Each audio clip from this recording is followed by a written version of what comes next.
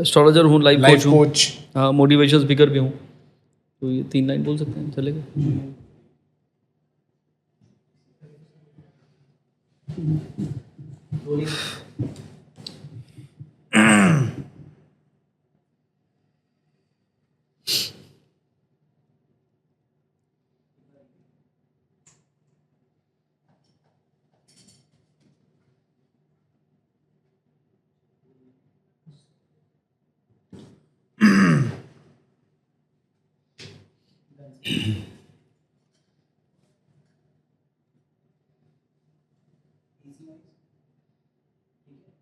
ठीक है, चलेगा ना, क्योंकि गर्मी लगने लगेगी। ठीक है, ऑडियो चलो शुरू करें।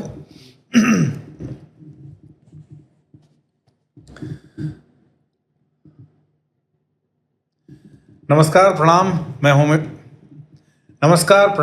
हूं अमित प्रकाश और नीतिपथ के इस स्पेशल पॉडकास्ट एपिसोड में आप लोगों का बहुत बहुत स्वागत है।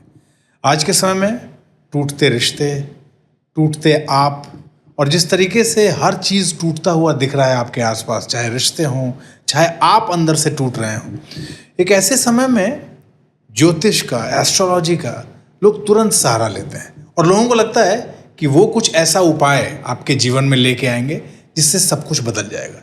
लेकिन क्या ये सत्य है? क्या सिर्फ ज्योतिष आपका जीवन बदल सकता है, या फिर आपके कर्म भी आपको बदलने होंगे? अब तक जो आप करते आए हैं उसमें कितना कुछ बदलने की ज़रूरत है, तभी ज्योतिष भी काम करेगा। तो आज बहुत खास मेहमान, इसी सब मुद्दों पे बात करने के लिए संदीप कोचर, हमारे पुराने सहयोगी। और आज जब अभी रिकॉर्डिंग से पहले बात हो रही थी तो हमने अपने पुराने दिन याद किए कि हमने साथ में काम भी किया है, और ये मेरे लिए बहुत प्लेजेंट सरप्राइज था कि संदीप मुझे एकदम ऐसे मिले और एक लाइफ कोच के तौर पे मिले। तो मुझे बहुत खुशी है कि आज मैं उनके साथ बैठ के और एक चर्चा कर रहा हूँ। और बहुत ध्यान से देखिएगा, समझिएगा, सोचिएगा। अगर कल किसी से हाथ दिखाने जा रहे हैं, अपनी कुंडली किसी को भेज चुके हैं व्हाट्सएप पर, तो उसका जो परिणाम आपके पास आने वाला है, उससे पहले इस पॉडकास्ट को देखना आपके लिए बहुत ज़रूरी है। स्वागत आपका Sandeep. Thank you so much Amit भाई, और बहुत अच्छा लगा आपसे इतने सालों के बाद। आई थिंक तकरीबन 12 साल 13 साल करीब हो गए आपसे मुलाकात हुए, और it is a pleasant surprise. और बहुत अच्छे लग रहे हैं आप, और बहुत ग्लो के साथ अच्छे लग रहे हैं। मैं तो ये कहूँगा यू आर ग्लोइंग। पहले भी ग्लो करते थे, अभी भी करते हैं, बहुत अच्छी बात है। ये आपका नया अवतार है, and I am very happy कि मैं आपसे मिला और आपके साथ एक पॉडकास्ट कर रहा हूँ। वाह संदीप भाई, बहुत बहुत धन्यवाद आपका। मुझे लगता है अब मेरे पास सवाल तो बहुत सारे आ गए थे और मेरी टीम ने एक पूरी लिस्ट भी तैयार की है। मैं चाहूँगा कि उन सवालों से अलाइंड हम रहें। बट पहला प्रश्न मेरे मन में आ रहा है कि क्या एस्ट्रोलॉजी आपके जीवन में सब कुछ बदल सकती है? लोगों को लगता है कि अगर ज्योतिषी आपके जीवन में आ गया तो आपके जीवन में सब बदल जाएगा, आपको कुछ करने की ज़रूरत नहीं है। देखिए, ज्योतिषी और डॉक्टर में कोई खास फर्क होता नहीं। अभी किसी का शुगर लेवल हाई है और डॉक्टर कह रहा है कि भाई साहब आप ऐसा करिए, मीठा खाना कम कर दीजिए। अब वो कह रहा है कि भाई दैट इज़ माय वीकनेस, मुझे स्वीट बहुत पसंद है, तो डॉक्टर उसमें क्या करेगा? तो आपको बदलना है। ये मेरा फेवरेट स्टेटमेंट है, हर क्लाइंट से हर रोज़ मैं बोलता हूँ, destiny is fix, no one can change, but a change is change when you change. और 25 साल एस्ट्रोलॉजी करते करते अमित भाई मैं पोइट बन गया, बिकॉज ह्यूमन साइकोलॉजी से आपके अंदर एक ह्यूमन फिलॉसफी समझने का आपको एक आइडिया आता है। तो मैंने लिखा कि आप क्या इंतज़ार करें सितारों के बदलने का। आपके सवाल का जवाब है कि आप क्या इंतज़ार करें सितारों के बदलने का। जब तुम नहीं बदले तो तकदीर क्या बदलेगी? वाह तो चेंज तो लाना ही पड़ेगा। तो एस्ट्रोलॉजर आपका मार्गदर्शक हो सकता है, लेकिन वो आपको आपके मंजिल तक नहीं पहुंचाएगा। कि पहचान तो लिया है मैंने मंजिल का पता, अब मंजिल मुझे पहचानेगी इसका पता नहीं, इसका पता अभी को करना है, मतलब कर्म करना है। बिना कर्म के हो पाएगा क्या कुछ? ज्योतिष की बॉटम लाइन है कर्म प्रधान है। मतलब आप कितने भी उपाय कर लीजिए, और आपको लगता है कि अगर उपाय करने से, मैं तो एक लाइन है जो ज्योतिषियों को बिल्कुल पसंद नहीं आती, मुझे फिर बाद में वो लोग बुरा भला कहते हैं, कि अगर उपाय करने से कुछ होता तो देश का प्रधानमंत्री एक ज्योतिषी होता। तो अगर राहुल गांधी अभी तक प्रधानमंत्री नहीं बने तो उनके पास वो किसी को भी वो अपने घर बुला सकते थे ज्योतिषी को अपना उपाय करके, तो कब के बन जाते, नहीं बने। तो वक्त से पहले तो कभी कुछ हो नहीं सकता। और दूसरी, आपके अंदर कैपेबिलिटी होनी चाहिए, क्षमता होनी चाहिए। वो अगर टाइम के साथ मैच करती है, आपका टैलेंट और टाइम मैच होता है, तो आपको सक्सेस मिल जाता है। एक बड़ा हाँ, ये से दोबारा शुरू कर दिया। और ये सबसे खतरनाक आवाज़ है ये आवाज़ जो है ना, मतलब ये जो आवाज़ आती है, हाँ, मशीन स्टार्ट करती है, इसने बंद कराई है इसको। अरे आज उसको बोलिए बंद ही कर देगा, आज 2 पॉडकास्ट हैं, डिस्टर्ब होते रहेंगे हम लोग बीच बीच में। बोले कुछ और करा लो आज आज कुछ और कर ले वो। आज मना कर दीजिए उसको, उसको बोला था ना।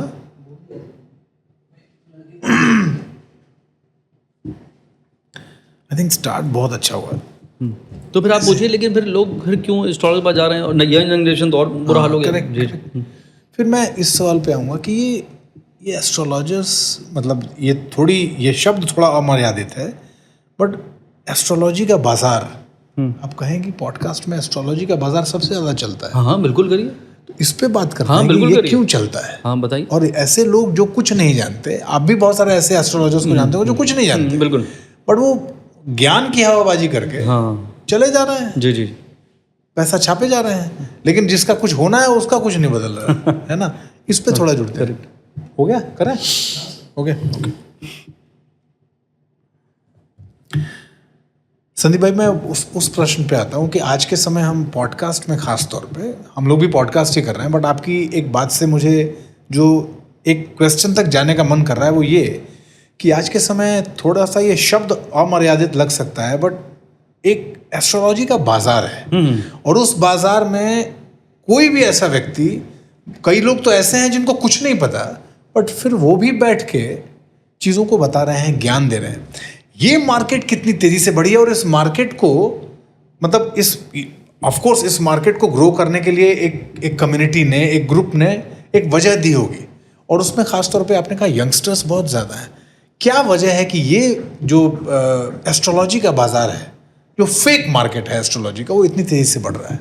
देखिए अभी क्या है, किसी के पास पेशेंस है नहीं, टॉलरेंस है नहीं, हार्ड वर्क करना नहीं है। तो हम लोग जब बड़े हुए, हम लोग ने ज़िंदगी की जो दौड़ में चले वो मैराथन की तरह चले।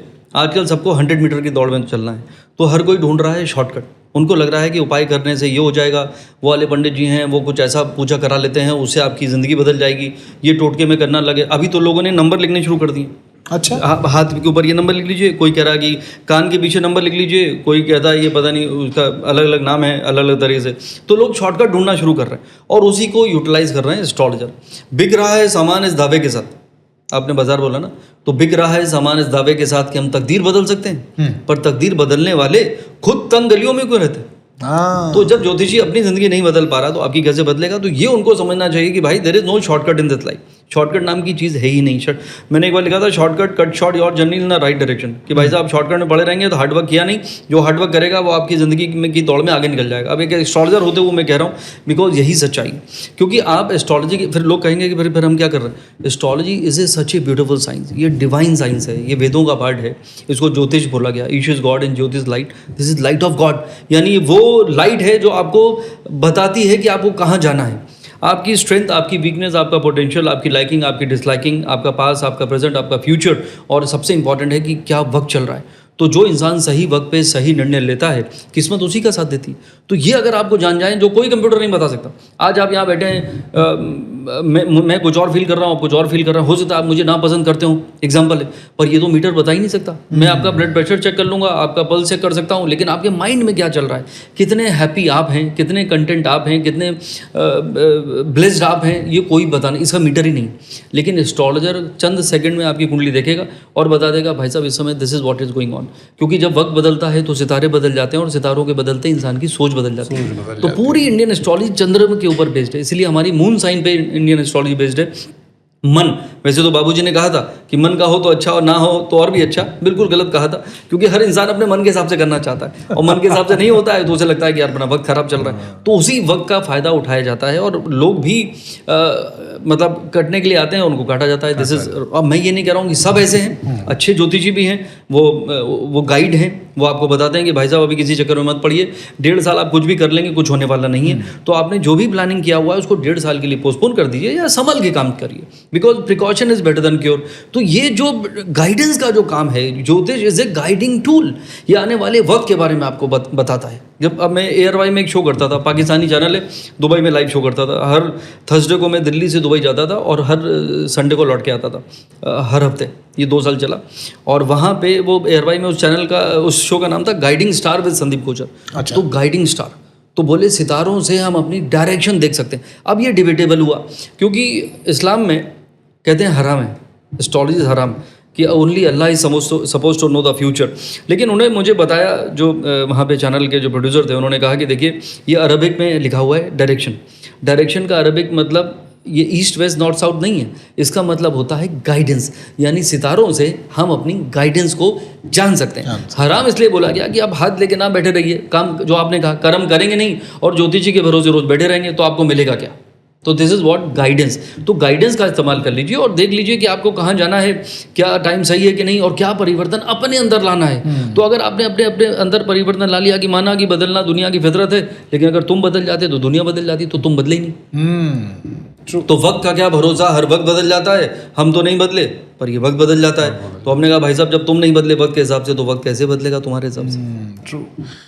संदीप भाई, आज यंगस्टर्स की प्रॉब्लम क्या है? यंगस्टर्स मैंने देखा और मैं अपने आसपास भी देख रहा हूँ जी। यंगस्टर्स एस्ट्रोलॉजी के पीछे, ज्योतिषियों के पीछे बहुत तेजी से, एक कहते हैं ना पोलराइज होना, कि उनको अपनी कुंडली दिखा दूं, मेरे लिए लकी नंबर क्या है, लकी वर्ड क्या है, अपने नाम के साथ क्या ऐड करूं। ये यंगस्टर्स किस तरफ जा रहे हैं? देखिए ये जो जनरेशन है, हम लोग बहुत पहले के हैं, हम लोग शायद मिलेनियल से पहले कौन सी जनरेशन थी, जेन एक्स कहा जाता था शायद, फिर मिलेनियल जेन वाई था एक्चुअली, तो वाई वो लोगों का वाई लगता तो वो मिलेनियल हो गए। उसके बाद अब जेनजी आ गए, जेनजी के बाद अब जेन अल्फा आ गए। तो ये जो जेनजी और जेन अल्फा हैं, इनको मैं कहूँगा दे आर एंग्शियस जनरेशन, तो दे आर नॉट काम।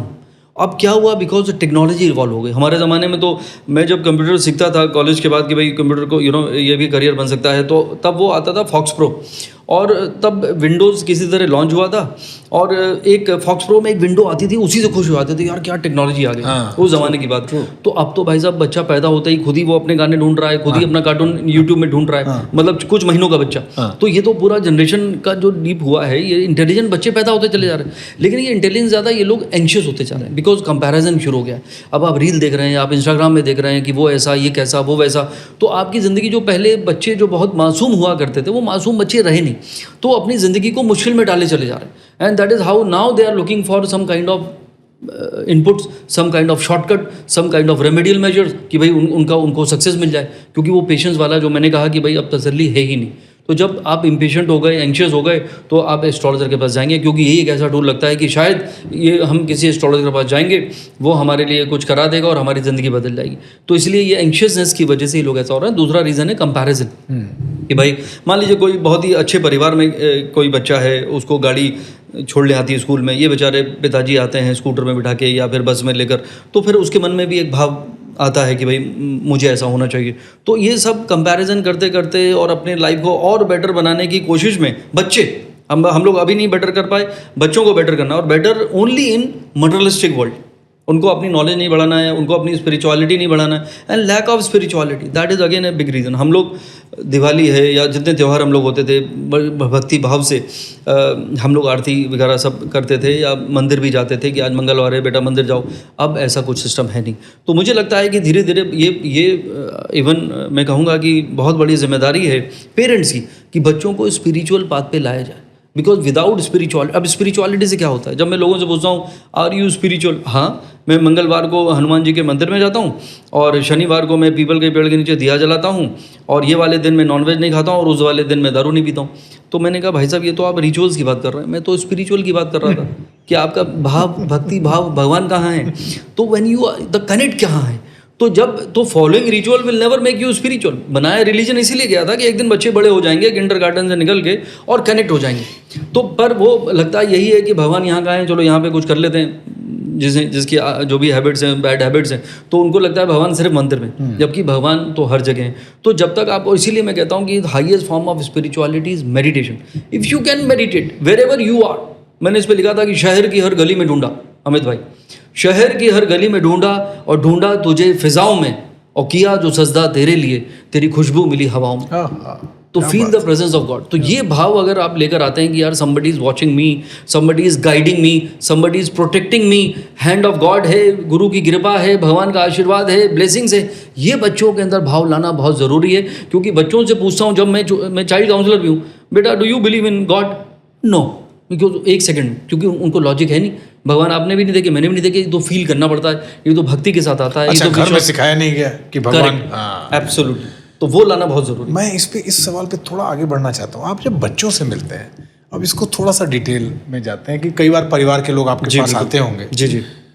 बच्चों से जो आपके मिलने का अनुभव है, खास तौर पे वो बच्चे जो 10 साल के हैं, 10 से 15 साल के बीच या 10 से 20 साल, जी, उनका प्रश्न या उनसे आपको क्या भाव मिलता है, क्या लगता है उनसे मिलके कि क्या छूट गया है और कुछ अब बचा भी है कि नहीं बचा है?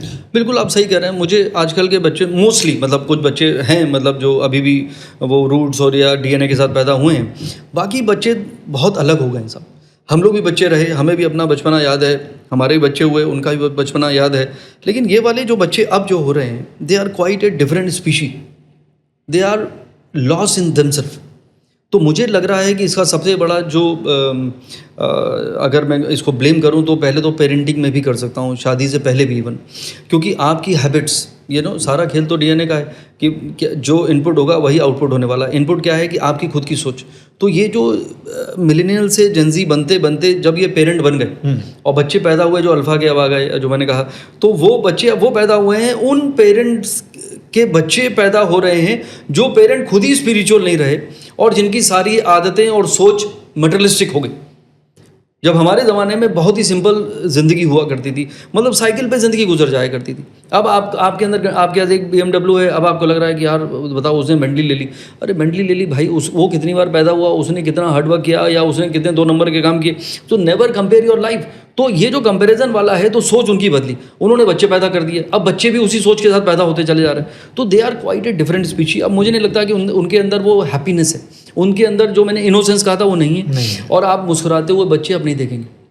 हम लोग खिलखिला दिया करते थे किसी बात पे, हल्के से टकरा गए, किसी को देख के मुस्कुरा दिया। अब आपको मुस्कुराते हुए बच्चे मिलते ही नहीं, and that is something which is really pity, क्योंकि वो बच्चे बड़े होके फिर वो भी पेरेंट बनेंगे। तो आगे वाली जो जनरेशन है, अल्फा बीटा गामा जो होने वाला है, वो बहुत ही डिफिकल्ट है। इसलिए अभी भी वक्त है, मुझे लगता है कि जागने का, और अभी भी वक्त है उनको स्पिरिचुअल पाथ पे लाने का, और यही एक चीज़ बदल सकती है। और मैं देखिए, मैं तो ब्राह्मण में नहीं हूँ, मैं स्पिरिचुअल का राग क्यों अलाप रहा हूँ। Astrologically when a person become spiritual, तो उसका गुरुत्व उसी कुंडली में वो स्ट्रांग हो जाता है। और Guru is a planet of wisdom, knowledge and spirituality. जी। तो जितना इंसान का स्पिरिचुअल कनेक्ट बढ़ता है, उसका गुरुत्व बढ़ता है, यानी उसके अंदर विजडम बढ़ती है। देखिए, किसी ने कहा some are wise, most are otherwise. तो आज की डेट में वही है कि इल्म तो है उन्हें सारी जहाँ का, लेकिन वो खुद कौन है इसका उन्हें पता नहीं। तो people are not aware what they are and what. मैं तो जिस सोसाइटी में हूँ, मैं वहाँ का चेयरमैन हूँ, मुझे तो 50 साल के बच्चे रोज़ मिलते हैं, वो कभी बड़े हुए ही नहीं। बिकॉज जिसका जो एरोगेंस था वही रह गया, जो स्टबन था वही रह गया, कोई कैसा था वैसे ही रह गया। तो आप बड़े कब हुए? With age and time you are suppose to grow up and grow wise. तो जब आपके अंदर वो विजडम नहीं आया तो बच्चों में कैसे आएगा? तो मुझे लगता है कि अभी भी वक्त है। इंडिया का जो कल्चर है वो है वसुधैव कुटुंबकम, वन वर्ल्ड वन फैमिली। हम लोग कंपैशन के साथ ज़िंदगी जीना चाहते हैं, तो उनको चैरिटी सिखाइए, उनको लोगों की मदद करना सिखाइए। अगर खाली आप इन्वर्ट रहेंगे, खाली आप अपने बारे में सोचते चले जाएंगे और उसको मटेरियलिस्टिक ग्रो करने की कोशिश करेंगे, then you are just a robot. क्योंकि आपका काम ही सिर्फ वही है कि मैं पैदा हुआ हूँ और मुझे I need to go to the next level. मेरे पिताजी के पास एक घर था, मैं 3 घर बनाऊंगा। मेरे पिताजी ये वाली गाड़ी चलाते थे, मैं ये वाली गाड़ी खरीदूंगा। तो आपने तो अपनी ज़िंदगी के पर्पस क्या किया? इकिगाई बताया जापानीज़ में कि भाई find a purpose of life. तो अगर आपका वो पर्पस ही बहुत ही शैलो है तो फिर आप ज़िंदगी में क्या करने आए? तो find a bigger purpose of life, and that is how you can think big. And when you will think big, then आपको लगेगा कि yes, I have to achieve something which is beyond my own personal, जिसको हम कहते हैं desires. जी। आज जो परिवार आपके पास आता है कुंडली दिखाने या अपना हाथ दिखाने, कैसे परिवारों से आपका वास्ता पड़ रहा है? कैसे परिवार आपसे वो आके जानना क्या चाहते हैं और उससे मतलब आपका टेक अवे क्या होता है? जो फैमिलीज आपसे मिलने आती हैं, उनके मन में चल क्या रहा है, क्या चाहते हैं वो? मेरी फीस थोड़ी सी ज़्यादा है, अब 25 साल हो गए करते करते, तो मुझे लगा मुझे डिज़र्व करता हूँ। अगर हर साल भी 1,000 बढ़ाया तो बढ़ गए। तो देखिए, वो लोग अब आते हैं मेरे पास जो ठीक ठाक कर रहे होते हैं ज़िंदगी में। कोई CEO है कंपनी का, कोई अपना व्यापार चला रहा है या कुछ है। कभी कभी बेचारे कुछ लोग भी हैं, वो कहते हैं कि सर 2 महीने बाद मैं आपसे आया हूँ, मैंने पैसे इकट्ठे किए। तो मुझे बहुत बुरा लगता है, तो मैं कई बार पैसे लौटा भी देता हूँ जब देखता हूँ कि भैया इसकी वो क्षमता नहीं है, जॉब ढूंढ रहा है, बेचारे के पास जॉब ही नहीं थी। तो मैं बाकी लोगों की जो मेजॉरिटी की उनकी बात करता हूँ। तो वो लोग क्या करते हैं कि पहले आए थे मेरे पास कि सर, जो मैंने अभी बताया उसको मैं रिपीट करता हूँ ज़रा सा, कि when I will buy my own house. तो बताया कि यार आपका टाइम चेंज हो रहा है, आपकी शादी हो गई, आपकी वाइफ का टाइम भी है, आई बिलीव इन लेडी लक, उनको खुश रखो भाई, और आपका वक्त बदल रहा है, 1.5 साल के अंदर आपका घर हो सकता है। तो घर ले लिया। अब उसके बाद आए 3 साल बाद, you know we are planning to buy another house. मैंने कहा क्या आप शिफ्ट होना चाहते हैं? नहीं नहीं नहीं, फॉर रेंटल इनकम। तो भाई साहब आपकी तो EMI नहीं खत्म होगी कभी, मतलब किस्तों में गुजर रही है ज़िंदगी कुछ इस कदर कि एक किस्त भरी नहीं कि ब्याज पे ब्याज लग जाता है, तो पूरी ज़िंदगी आपकी ब्याज पे ब्याज लगती रहेगी, तो आप हैप्पी रहेंगे कब? तो लोगों की नेवर फीडिंग डिज़ायर चल रहे हैं, तो लोग अपनी ज़िंदगी को खुद ही मुश्किल में डाले चले जा रहे हैं कि ज़िंदगी मुश्किल है या मुश्किल में है ज़िंदगी। भाई ज़िंदगी तो मुश्किल है, आप उसे मुश्किल में डाल रहे हो। एक ही घर की आवश्यकता थी, उसे ज़िंदगी गुजार लीजिए, बाकी पैसे को जमा करिए, कुछ बच्चों के लिए FD करा लीजिए, अच्छी एजुकेशन पे काम करिए, या उनकी शादी पे खर्चा होगा उस पर करिए। तो ठीक है, मैं भी कोई I am not against growing कि भाई दूसरा घर, ये मैं नहीं कह रहा हूँ कि नहीं खरीदना चाहिए, लेकिन हिसाब किताब के साथ, ये one step at A time. तो ज़िंदगी मुश्किल है या मुश्किल में है ज़िंदगी, कभी गुजर जाते हैं हम और कभी गुजर जाती है ज़िंदगी। तो भाई एक दिन तो गुजर ही जाएंगे। तो मुझे लगता है कि थोड़ा सा बदलना चाहिए। दूसरा, रिलेशनशिप, जो आपने कहा किस तरह के लोग आते हैं, रिलेशनशिप की बैंड बजी हुई है भाई साहब। अच्छा, तो जो लोग शादीशुदा हैं वो परेशान है, जिसकी शादी नहीं हो रही वो और परेशान है। लेकिन हालात यहाँ पे बिगड़ते जा रहे हैं। अभी इसमें ना तो बचा टॉलरेंस, ना बचा एक्सेप्टेंस। पहले होता था हमारे ज़माने में, दो अपोजिट लोग एक छत के नीचे ज़िंदगी काटते थे, हमने भी काटी, और हमारे माता पिता टेढ़ा है पर मेरा है पूरी ज़िंदगी गुजार लेते थे, एक छत के नीचे दो अपोजिट लोग। अब ऐसे बसी है चुटकी, वो कहते हैं we are done, get lost, let's go for separation. कोई ना समाज का डर, ना भगवान का डर, ना परिवार का डर। तो ये तो सिचुएशन हो चुकी। तो ये एक ऐसा डिफ़िकल्ट दौर चल रहा है रिलेशनशिप का, और इंडिया में खास करके एक्स्ट्रा मैरिटल अफेयर हुए चले जा रहे हैं। मेरे कैबिन में जो आता है तो मुझे मालूम है हस्बैंड है, इसका क्या चल रहा है। अगर इसके 3 अफेयर हैं, तीनों को नहीं पता, वाइफ को तो बिल्कुल नहीं पता है, और वाइफ की भी हालात उसी दौर में पहुंच चुकी है। तो ये एक बड़ा ही गंभीर मसला है। अब ये पेरेंट हैं जिनके बच्चे बड़े हो रहे हैं, वो भी देख रहे हैं कि हमारे माँ बाप के साथ चल रहा है, तो इंस्टीट्यूशन ऑफ मैरिज जो है वो खतरे में पड़ चुकी है। इसीलिए अब मेरे कुछ क्लाइंट हैं जैसे 40s में पहुंच गए, शादी नहीं हो रही, तो कहता हूँ यार आप ऐड दीजिए, इतनी वेबसाइट हैं मार्केट में मैट्रिमनी की। बोले भाई हमको यही आता है कि let's be together for some time and see you know how it is goes, या अगर सब कुछ अच्छा होगा विल गेट मैरिड। यानी वो हनीमून मनाना चाहते हैं आपसे शादी से पहले, और चला तो चांद तक नहीं तो शाम तक। तो this is what is happening. ना तो कमिटमेंट है और ना कोई केयर है, ना आपका कंसर्न है। People are just trying to have fun with each other. तो ये वाली सिचुएशन होगी। इसीलिए अब जो मेरे पास लोग आ रहे हैं, कितने लोग मुझे अब कहना शुरू उन्होंने कर दिया है कि भाई पहले तो आते थे, अब जैसे हमारी भी सोसाइटी में कितने ऐसे पेरेंट हैं जो हम लोग शुरू हुए पहले, मेरे तो कई मौसी और मामा जी हैं, तो पुराने ज़माने में 10-10 बच्चे पैदा होते थे, फिर हम तो हमारे 4 हो गए, हम तो हमारे 2 हो गए, हम तो हमारा 1 हो गया, और अब जो ज़माना है हम तो हमारा पेट। People are not even willing to have a baby, कि भाई कई झंझट में कौन पड़ेगा, अपनी ज़िंदगी को जीते हैं बढ़िया से, उसमें वही करते हैं। अब लोग शादी भी नहीं करना चाहते। तो ये एक सिचुएशन बड़ी गंभीर हो गई है, और that is something we need to change, because पूरा सिस्टम आगे जाके आप सोचिए आगे। अभी मैंने पढ़ा टाइम्स ऑफ इंडिया में पूरा एक ये आया था आर्टिकल कि इंडिया की जो पॉपुलेशन है वो डिक्लाइन होती चली जा रही है, and that is something which is scary. But इसमें इसी सवाल को थोड़ा आगे लेके जाते हैं। पति पत्नी के रिश्तों के बीच जो टर्मोइल है, जो सबसे ज़्यादा प्रॉब्लम है, वो ये है कि 1 महीने 2 महीने 6 महीने की शादियों में इस तरह की दिक्कत है। कोई ऐसा केस जो आप बिना नाम के रेफर करना चाहें कि आपने सुना और आपको लगा कि यार ऐसे भी हो सकता है क्या? मतलब कोई पत्नी ऐसे भी आके कह सकती है क्या, या ये दोनों रिश्तों में एक दूसरे के बारे में लोग इस तरह की भी बात कर सकते हैं क्या? कुछ ऐसा याद है? कोई देखिए मोस्टली ऐसा ही होता है। देखिए दोस्त नहीं है, जब तक आप एक दूसरे के दोस्त नहीं हैं तब तक एक दूसरे के वेलविशर नहीं है। अब आपको लगा कि मेरी शादी अरेंज मैरिज हो गई, जबरदस्ती करा दी गई, या चलिए लव मैरिज भी कर ली। अब लोग मुझसे पूछते हैं कि अरेंज होगी लव मैरिज होगी, बताइए हॉरोस्कोप देख के। तो मैं कहता हूँ भाई साहब अरेंज मैरिज सब कुछ होती नहीं है। अगर ये रिश्ता ये पड़ोसी ने भी दिलाया, या वेबसाइट से आया, कहीं से मैट्रिमनी साइट से। अब होता क्या है, लड़की पहले कहती है dad I want to know him, और लड़का भी कहेगा I want to know her. तो नो करते करते यस कर जाते हैं, मतलब एक फॉन्डनेस हो जाती है, लाइकिंग हो गई, आपने चैटिंग करी, आप कॉफ़ी पे मिले, जो भी हुआ, तो हर मैरिज हो गई लव मैरिज।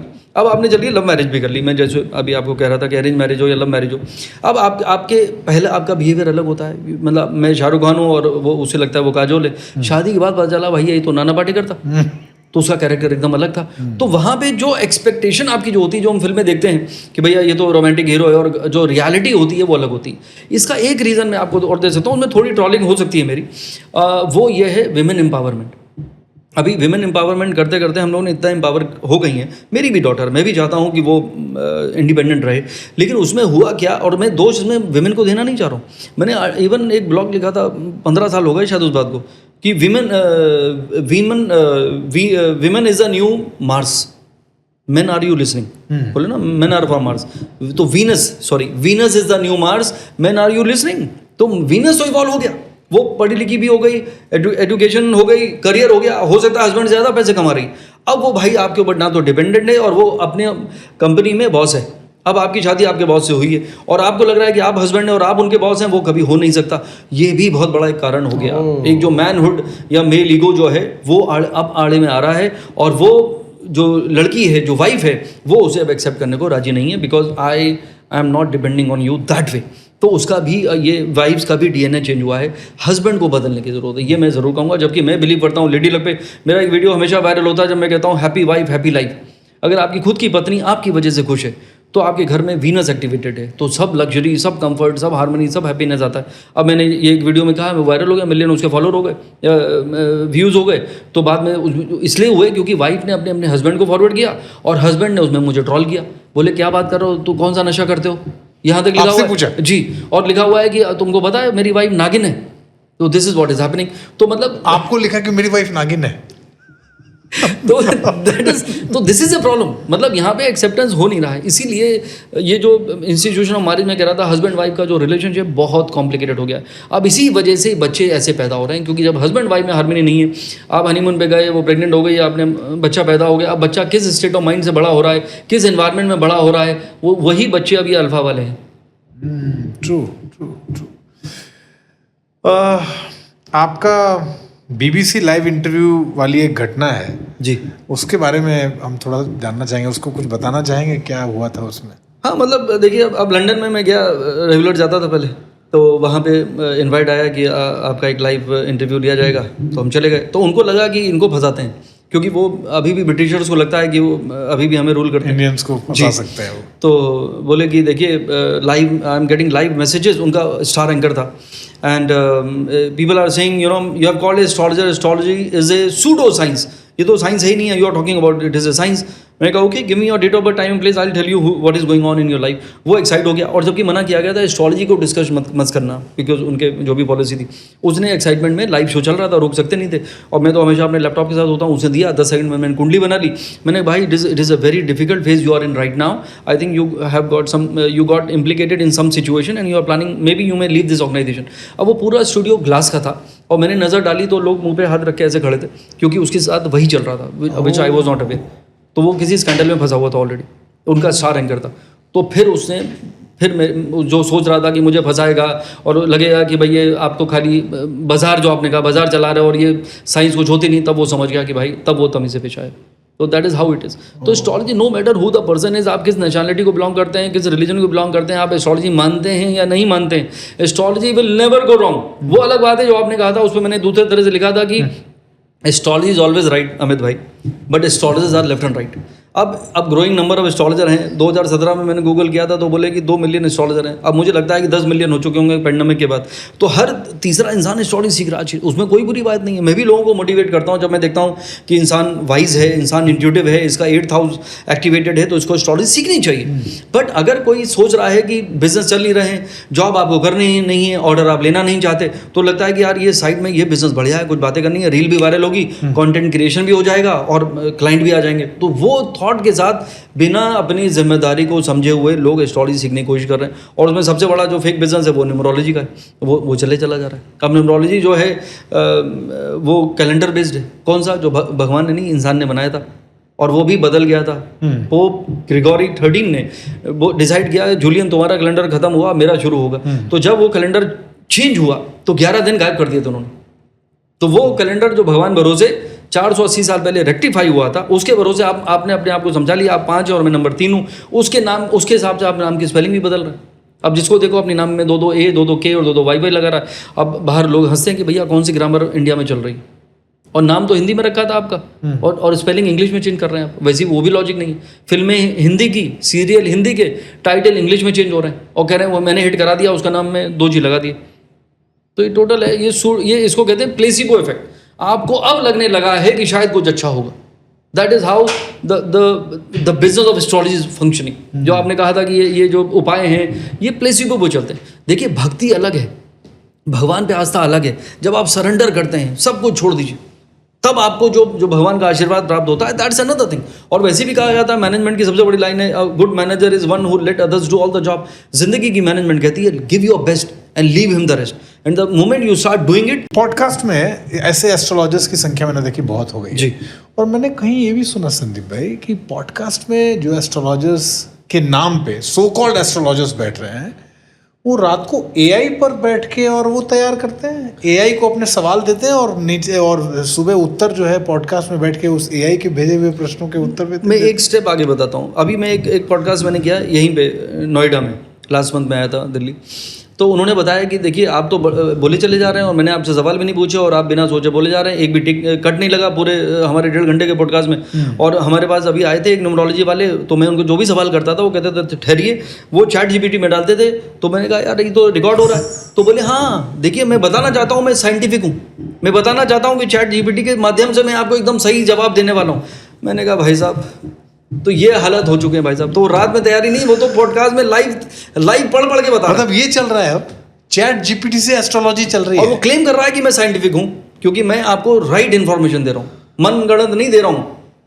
तो इधर बैठ के भी तो चैट जीपीटी मैं भी खोल सकता हूँ। तो मैं भी आपकी जगह बैठ के अगर तो मतलब एस्ट्रोलॉजर मैं भी कल से मतलब कोई भी बन सकता है। अब मैं लोगों को जब मोटिवेट करता हूँ सीखिए, अभी मुझे कोई मिला 1 साल बाद, मैंने कहा हाँ भाई सीख रहे हैं, बोले हाँ।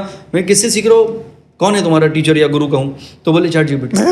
तो अब आने वाले ज़माने में जो अल्फा वाले और जो बीटा वाले एस्ट्रोलॉजर के पास जाएंगे वो चैट जीपीटी गुरु होंगे उनके। चैट जीपीटी गुरु होंगे। एस्ट्रोलॉजी बॉलीवुड में बहुत चलती है, बहुत सारे लोगों के। अब ये इस बात से मुझे इतनी हंसी आई कि आपने अंग्रेजी में नाम में 2 ए लगा लिए, हिंदी में नाम आपका वैसे ही है। बिल्कुल। इससे फर्क पड़ा क्या, या आपने इसको नाम दे दिया कि नहीं इससे फर्क पड़ गया इसलिए पिक्चर हिट हो गई? आप देखिए आपका नाम अमित है, अब मैं उसमें 2 ए लगाऊं, 2 एम लगाऊं, 2 टी लगाऊं, नाम तो फिर भी आप अमित है। या आप इंट्रोड्यूस कराएंगे hello I am Amit with 2 A and 2 M, और नाम तो हिंदी में था ना भाई साहब, उसका एक सुंदर मीनिंग है, तो उसको आपने कैसे क्या कर लिया? तो ये सब brand ambassador of superstition in India ये बॉलीवुड के लोग हैं। कौन कर रहे हैं ये सब कर रहे हैं क्योंकि सबसे लंबी लाइन यहाँ लगी हुई है, सबसे ज़्यादा पैसा यहाँ पे, सबसे ज़्यादा शोहरत यहाँ पे और सबसे लंबी लाइन यहाँ पे, तो हर इंसान सिक्योर है। हसरत थी कि हम भी सितारों में शुमार होंगे, मैंने एक बार लिखा था, हजरत थी कि हम भी सितारों में शुमार होंगे, न थी खबर कि इस कदर अंधेरे भी साथ होंगे। तो हम लोग सितारे देखते हैं चमक रहे हैं भाई साहब, चमक कर रहे हैं, वो अंधेरा नहीं पता आपको, उसके पीछे की इनसिक्योरिटी, उसके पीछे का हार्डशिप भी है, हार्डवर्क भी है, लेकिन जो डर है उनके अंदर। 3 फिल्में चलेंगी मैं सुपर हिट, 3 फिल्में फ्लॉप हो जाएंगी, आप मेरे पास आएंगे नहीं अगली बार। तो this is the insecurity of Bollywood. तो उसकी वजह से हर इंसान चाहता है कि भाई उसको काम मिलता रहे, काम चलता रहे, काम अच्छा होता रहे। तो हर कोई चाहता है कि भाई उसको कोई ना कोई शॉर्टकट और टोटके, इसलिए ये सारी चीज़ें वहाँ पे होती हैं। और क्योंकि हम we look up to them, Mumbai के अलावा बाकी सब लोग एक बहुत आव में रहते हैं कि अरे वाह ये सुपरस्टार है, ये स्टार है या एक्टर है, लेकिन उनको देख देख के हम लोग फॉलो कर लेते हैं बाकी लोग। तो आम जनता को लगता है कि नहीं यार उसने नाम बदला था, अब देव गुण थे वो, उन्होंने यूँ ही निकाल लिया गुण में से। अब उसके बाद मैं आपको एक एग्जाम्पल मैंने एक दे दिया आपको। मैं दावे से कह सकता हूँ कि आप इतिहास में से 10 भी छोड़िए, चलिए 5 नाम बता दीजिए या 3 नाम बता दीजिए जो महापुरुष हो गए और उन्होंने नेम की स्पेलिंग बदली हो। आप महात्मा गांधी से शुरू कर लीजिए और यहाँ तक आ जाइए नरेंद्र मोदी तक, या आप सुनील गावस्कर से शुरू करके विराट कोहली तक आ जाइए आप, या फिल्मों में आप देख लीजिए अमिताभ बच्चन या राजेंद्र कुमार। लोग कहेंगे नाम बदला था, वो दिलीप कुमार हो गए, यूसुफ खान, वो अलग बात है, वो फिल्म के लिए था कि भैया हिंदू हीरो होना चाहिए या जो भी है, पर न्यूमरोलॉजी के हिसाब से नहीं किया था उन्होंने, नाम जो बदलाव किया था। तो अब यहाँ आर्यन खान तक कोई भी आप किसी को भी आप ले लीजिए, आपको एक भी लेजेंडरी फिगर या सक्सेसफुल इंसान या साइंटिस्ट ले लीजिए जिससे नाम की स्पेलिंग बदली हो, पॉलिटिशियन हो, जो कुछ बन पाया हो, एक भी नहीं मिलेगा। ये खाली इनसिक्योरिटी की कहानी है। और उनको देख देख के अब मुंबई में कोई बता रहा था कि भाई साहब लाखों एप्लीकेशन वहाँ पे बीएमसी में जमा है नेम स्पेलिंग आधार कार्ड में, पासपोर्ट में बदलने के लिए। अब लगे हुए लोग, वही जो आपने सबसे पहले सवाल किया था कि लोग इतने इनसिक्योर हो गए हैं कि उनको शॉर्टकट की आवश्यकता है। नाम में एक वर्ड जोड़ देने से सब बदल जाएगा? कुछ नहीं बदलेगा, कुछ नहीं बदलेगा। सबसे बड़ा फेक बिजनेस। तो फिर ये दिमाग में ऐसे क्यों है कि नाम में कुछ जोड़ देने से बदल जाएगा? अभी जो माहौल है ना बहुत अलग है। जब मैंने आपसे सबसे पहले क्या कहा था कि हम लोगों ने जब इतना जो रास्ता तय किया है, ज़िंदगी का जो सफ़र है, ये हमने मैराथन की तरह दौड़े हैं भाई साहब, धीरे धीरे। और ये लोग 100 मीटर के हिसाब से दौड़ना चाहते हैं, तो ये फ़र्क है। दूसरा, इनके एस्पिरेशन बढ़ चुके हैं। हम लोग बहुत संतोष कर लेते थे, हर छोटी छोटी बातों पे खुशी ढूंढ लेते थे। यहाँ पे लोग छोटी छोटी बातों में परेशान, हताश हो जाते हैं। और रील जब चलती हैं तो कंपैरिजन की वजह से ज़िंदगी और उनको लगता है कि मैं कुछ नहीं कर पा रहा हूँ। या मुझे कुछ और बड़ा करना है, तो they are all materialistic people doing something very shallow in life, and that is the reason they are unhappy. तो खुश तो आपको लगेगा ही नहीं। और मैं हमेशा कहता हूँ भाई साहब, happiness is a habit. If you are happy today you will be happy tomorrow. If you are waiting for something to happen then keep waiting, करते रहिए इंतजार, जब तक वो नहीं होगा वो भी हो जाएगा, फिर आप कुछ और ढूंढने चले जाएंगे। क्योंकि आदत हो गई है बेरुखी की तेरी, जिंदगी से कहा कि आदत हो गई है बेरुखी की तेरी, अब मोहब्बत न कर, बिगड़ जाएगी आदत में। क्या बात, क्या बात। बॉलीवुड में एस्ट्रोलॉजी बहुत घुसा हुआ है ना, बहुत ज्यादा। मतलब मैंने देखा कि अभी हाल फिलहाल में, जैसे आपने फिल्मों के नाम लिए, जी। वेब सीरीज के नाम मैंने कई सारे सुने कि पहले ये तय हुआ, उसमें एक वर्ड जोड़ दिया गया। कई वेब सीरीज के स्टार्स हैं, उन्होंने अपना नाम, ये बॉलीवुड में, मतलब ये शब्द मुझे लगता है कि इस्तेमाल मुझे करना चाहिए या नहीं, एस्ट्रोलॉजी को लेके अंधविश्वास बहुत ज़्यादा है क्या बॉलीवुड में? तो ये विश्वास नहीं है, ये अंधविश्वास ही है। बिल्कुल सही कह रहे हैं आप अमित भाई। आप ये बताइए, हॉलीवुड की एक मूवी का जो बिजनेस है, वो 10 साल की जो हमारी बॉलीवुड की जो मूवीज़ हैं उसके बराबर एक मूवी का बिजनेस है वहाँ तो आज तक स्पेलिंग बदली नहीं। तो ये अंधविश्वास के अलावा कुछ नहीं। और देखिए, ये बार बार मैं आपसे कहना चाहता हूँ, टाइटल हिंदी के हैं, नाम आप स्पेलिंग इंग्लिश में क्यों चेंज कर रहे हो भाई साहब? हिंदी में चेंज करिए, हिंदी में न्यूमरोलॉजी लगाइए कि भैया हिंदी भाषा की ये सीरियल है, हिंदी भाषा की ये मूवी है, हिंदी भाषा का ये टाइटल है, उसमें आप इंग्लिश में, मैंने एक बार मजाक में कहा था, कई बार कह चुका हूँ मैं, कि जब दबंग हिट हुई थी पहली बार, तो मैं एक फैशन शो में गया था, शो शॉपर था तो उसमें प्रेस आई थी, तो उन्होंने बोला देखिए दबंग हिट हो गई और उसमें 2 जी लगे और उसमें न्यूमरोलॉजी काम करती है। मैंने कहा ये बताइए, अगर दबंग में 2 जी नहीं होते तो क्या मुन्नी बदनाम नहीं होती? भैया उसकी स्टोरी थी, उसकी स्क्रिप्ट थी, उसके गाने थे, उसकी एक्टिंग थी, सब कुछ था, तब वो मूवी चली किसी तरह। खाली आपने दबंग में 2 जी लगा के तो बाकी सबको घर भेज दीजिए। फिर लोग क्लेम करते हैं कि उसकी टी शर्ट का नंबर ये था, इसकी वजह से वो मैच जिता दिया, उसने सेंचुरी बना दी। विराट कोहली 18 नंबर उसने लिया बिकॉज उसके father passed away on that day, तो उसका एक इमोशनल कनेक्ट था। और 8 नंबर उसका 9 नंबर हो गया 18 का, और 9 नंबर उसके लिए लकी था, या फिर उसका 269 जो बीसीसीआई ने उसको दिया था, test player of India, matter of pride, वो 8 नंबर आता है टोटल। तो शनि मेहरबान था कि मंगल मेहरबान था, और लोग क्लेम किए जा रहे हैं। अगर ऐसे ही टी शर्ट पहन के अगर लोग रन बना रहे हैं, तो मैं तो कहूंगा कि भाई साहब हर इंडस्ट्री में लकी नंबर की टी शर्ट बना दीजिए ताकि इंडिया की जीडीपी बढ़ जाए।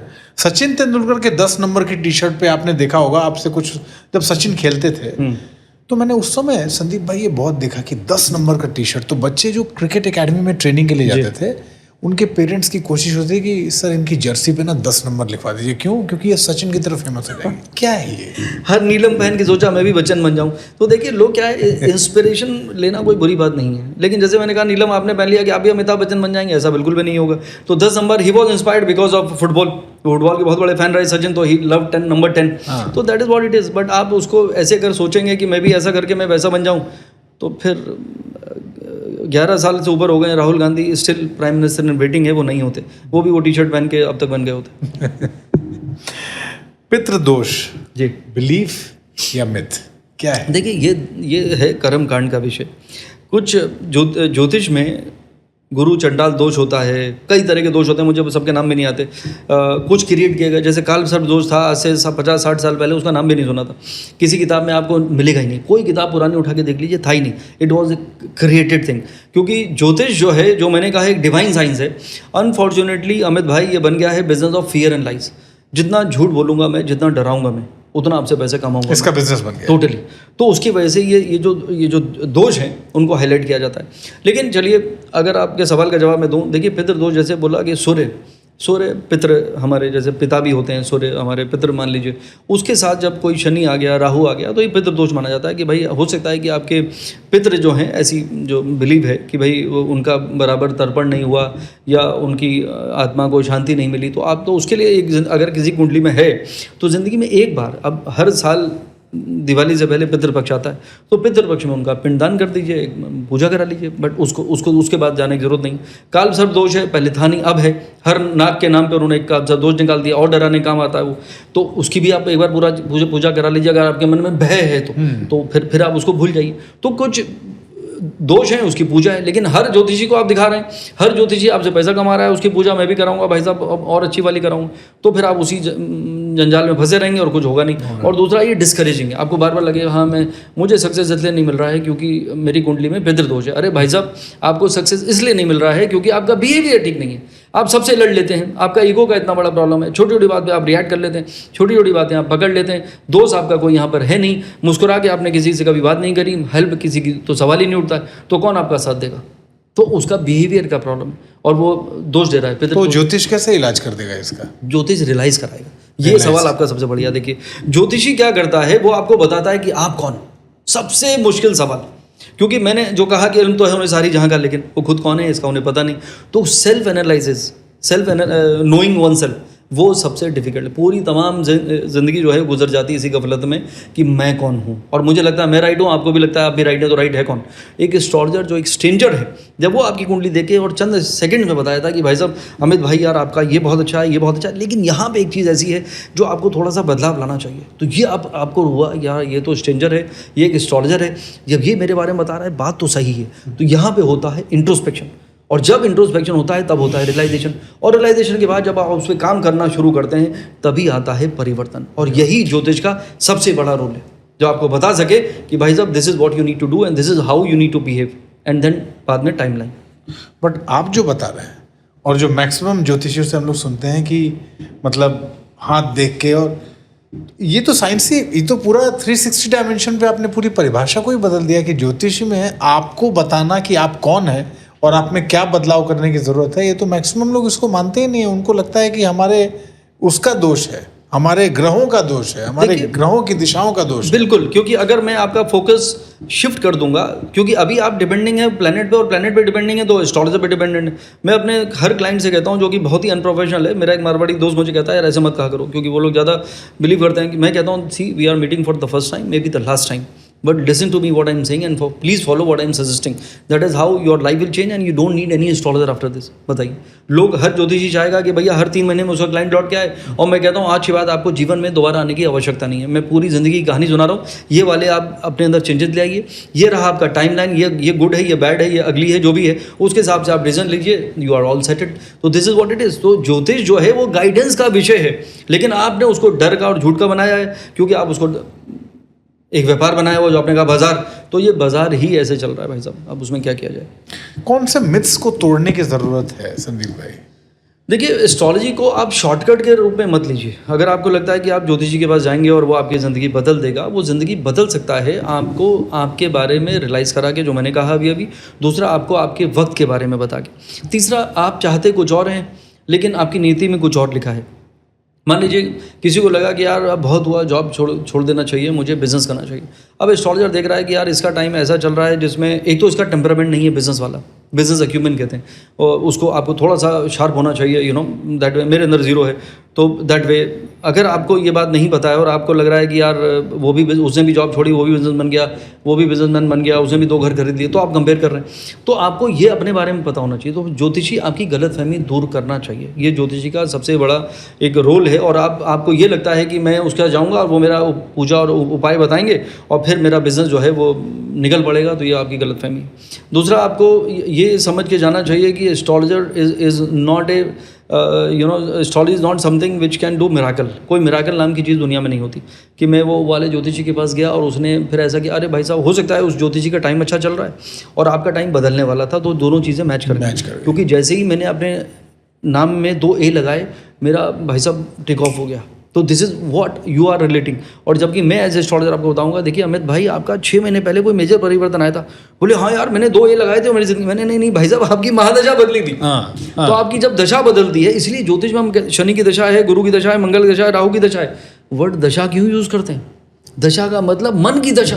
तो जो प्लैनेट जब आपका चेंज होता है तो आपके मन में हलचल होती है कि ये बहुत हुआ, मुझे कुछ और करना चाहिए। तो कभी हालात बदलते हैं, कभी आपकी सोच बदलती है, कभी कोई आपको टकरा जाता है, कभी फ्लाइट में बगल आपकी सीट बुक के बगल में कौन बैठा आपको क्या पता, वो मिल गया, उसने आपको कोई $1 मिलियन आइडिया दे दिया, या उसने कहा लेट्स बी टुगेदर, हम लोग साथ में बिजनेस करते हैं, तो आपकी ज़िंदगी बदल गई क्योंकि वक्त बदला। तो जैसे ही वक्त बदलता है वैसे ही माहौल बदल जाता है। कई बार फोर्स चेंज होते हैं, जैसे अभी पैंडेमिक आ गया, फोर्स चेंज हुआ है, कई लोगों की दुकानें बंद हो गई, या कभी कहीं पे वॉर हो गया, आपको छोड़ के जाना पड़ा देश, कभी ग्लोबल रिसेशन आ गया, फंस गए, नेचुरल कैलेमिटी आ गई, फंस गई।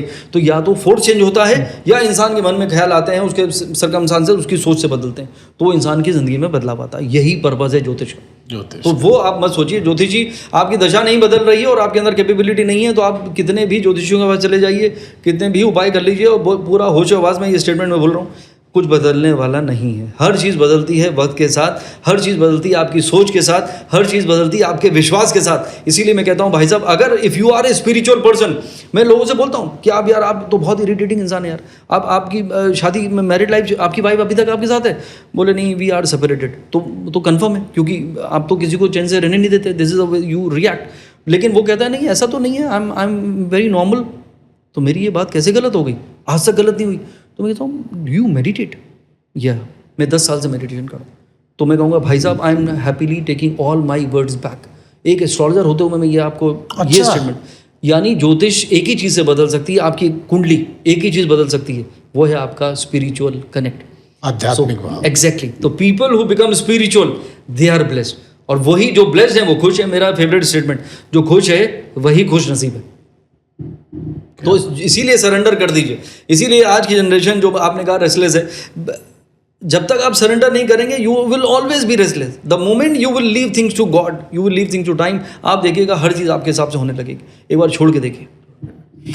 देखा देखी कितनी होती है संदीप भाई, मतलब वो करा रहा है तो मैं भी कराऊं, वो कितने बड़े एस्ट्रोलॉजर के पास गया है तो मैं क्यों नहीं जा सकता, ये कितना चलता है? ये बहुत ज़्यादा, और ये बढ़ता चला जा रहा है। अब पहले खाली निरमा की ऐड आती थी, हम लोग छोटे थे, उसकी शर्ट मेरी शर्ट से सफ़ेद कैसी। अब वो वाइफ पे आ गया है, घर पे आ गया है, कार पे आ गया है, और अपने एस्ट्रोलॉजर भी बोला है। तो हर चीज़ जो है वो कंपैरिजन पे चल रही है। तो जब आप चीज़ों को कंपेयर करते चले जा रहे हैं तो फिर आप कब खुश रहेंगे? फिर उसमें खुश रहने का कोई उसमें रहेगा नहीं, बिकॉज जो आपको मिला वो आप भूल गए। इसीलिए एक आयरनी है इंडिया में, अमित भाई, हम लोग हज़ारों फेस्टिवल मनाते हैं। कहीं भी आप अलग अलग प्रांतों में अलग अलग तरह के फेस्टिवल हर साल होते रहते हैं, हर महीने होते रहते हैं। एक फेस्टिवल हम लोग मिस कर गए, और वो अमेरिका का नंबर 1 फेस्टिवल है, थैंक्स गिविंग। कहते हैं काउंट योर ब्लेसिंग।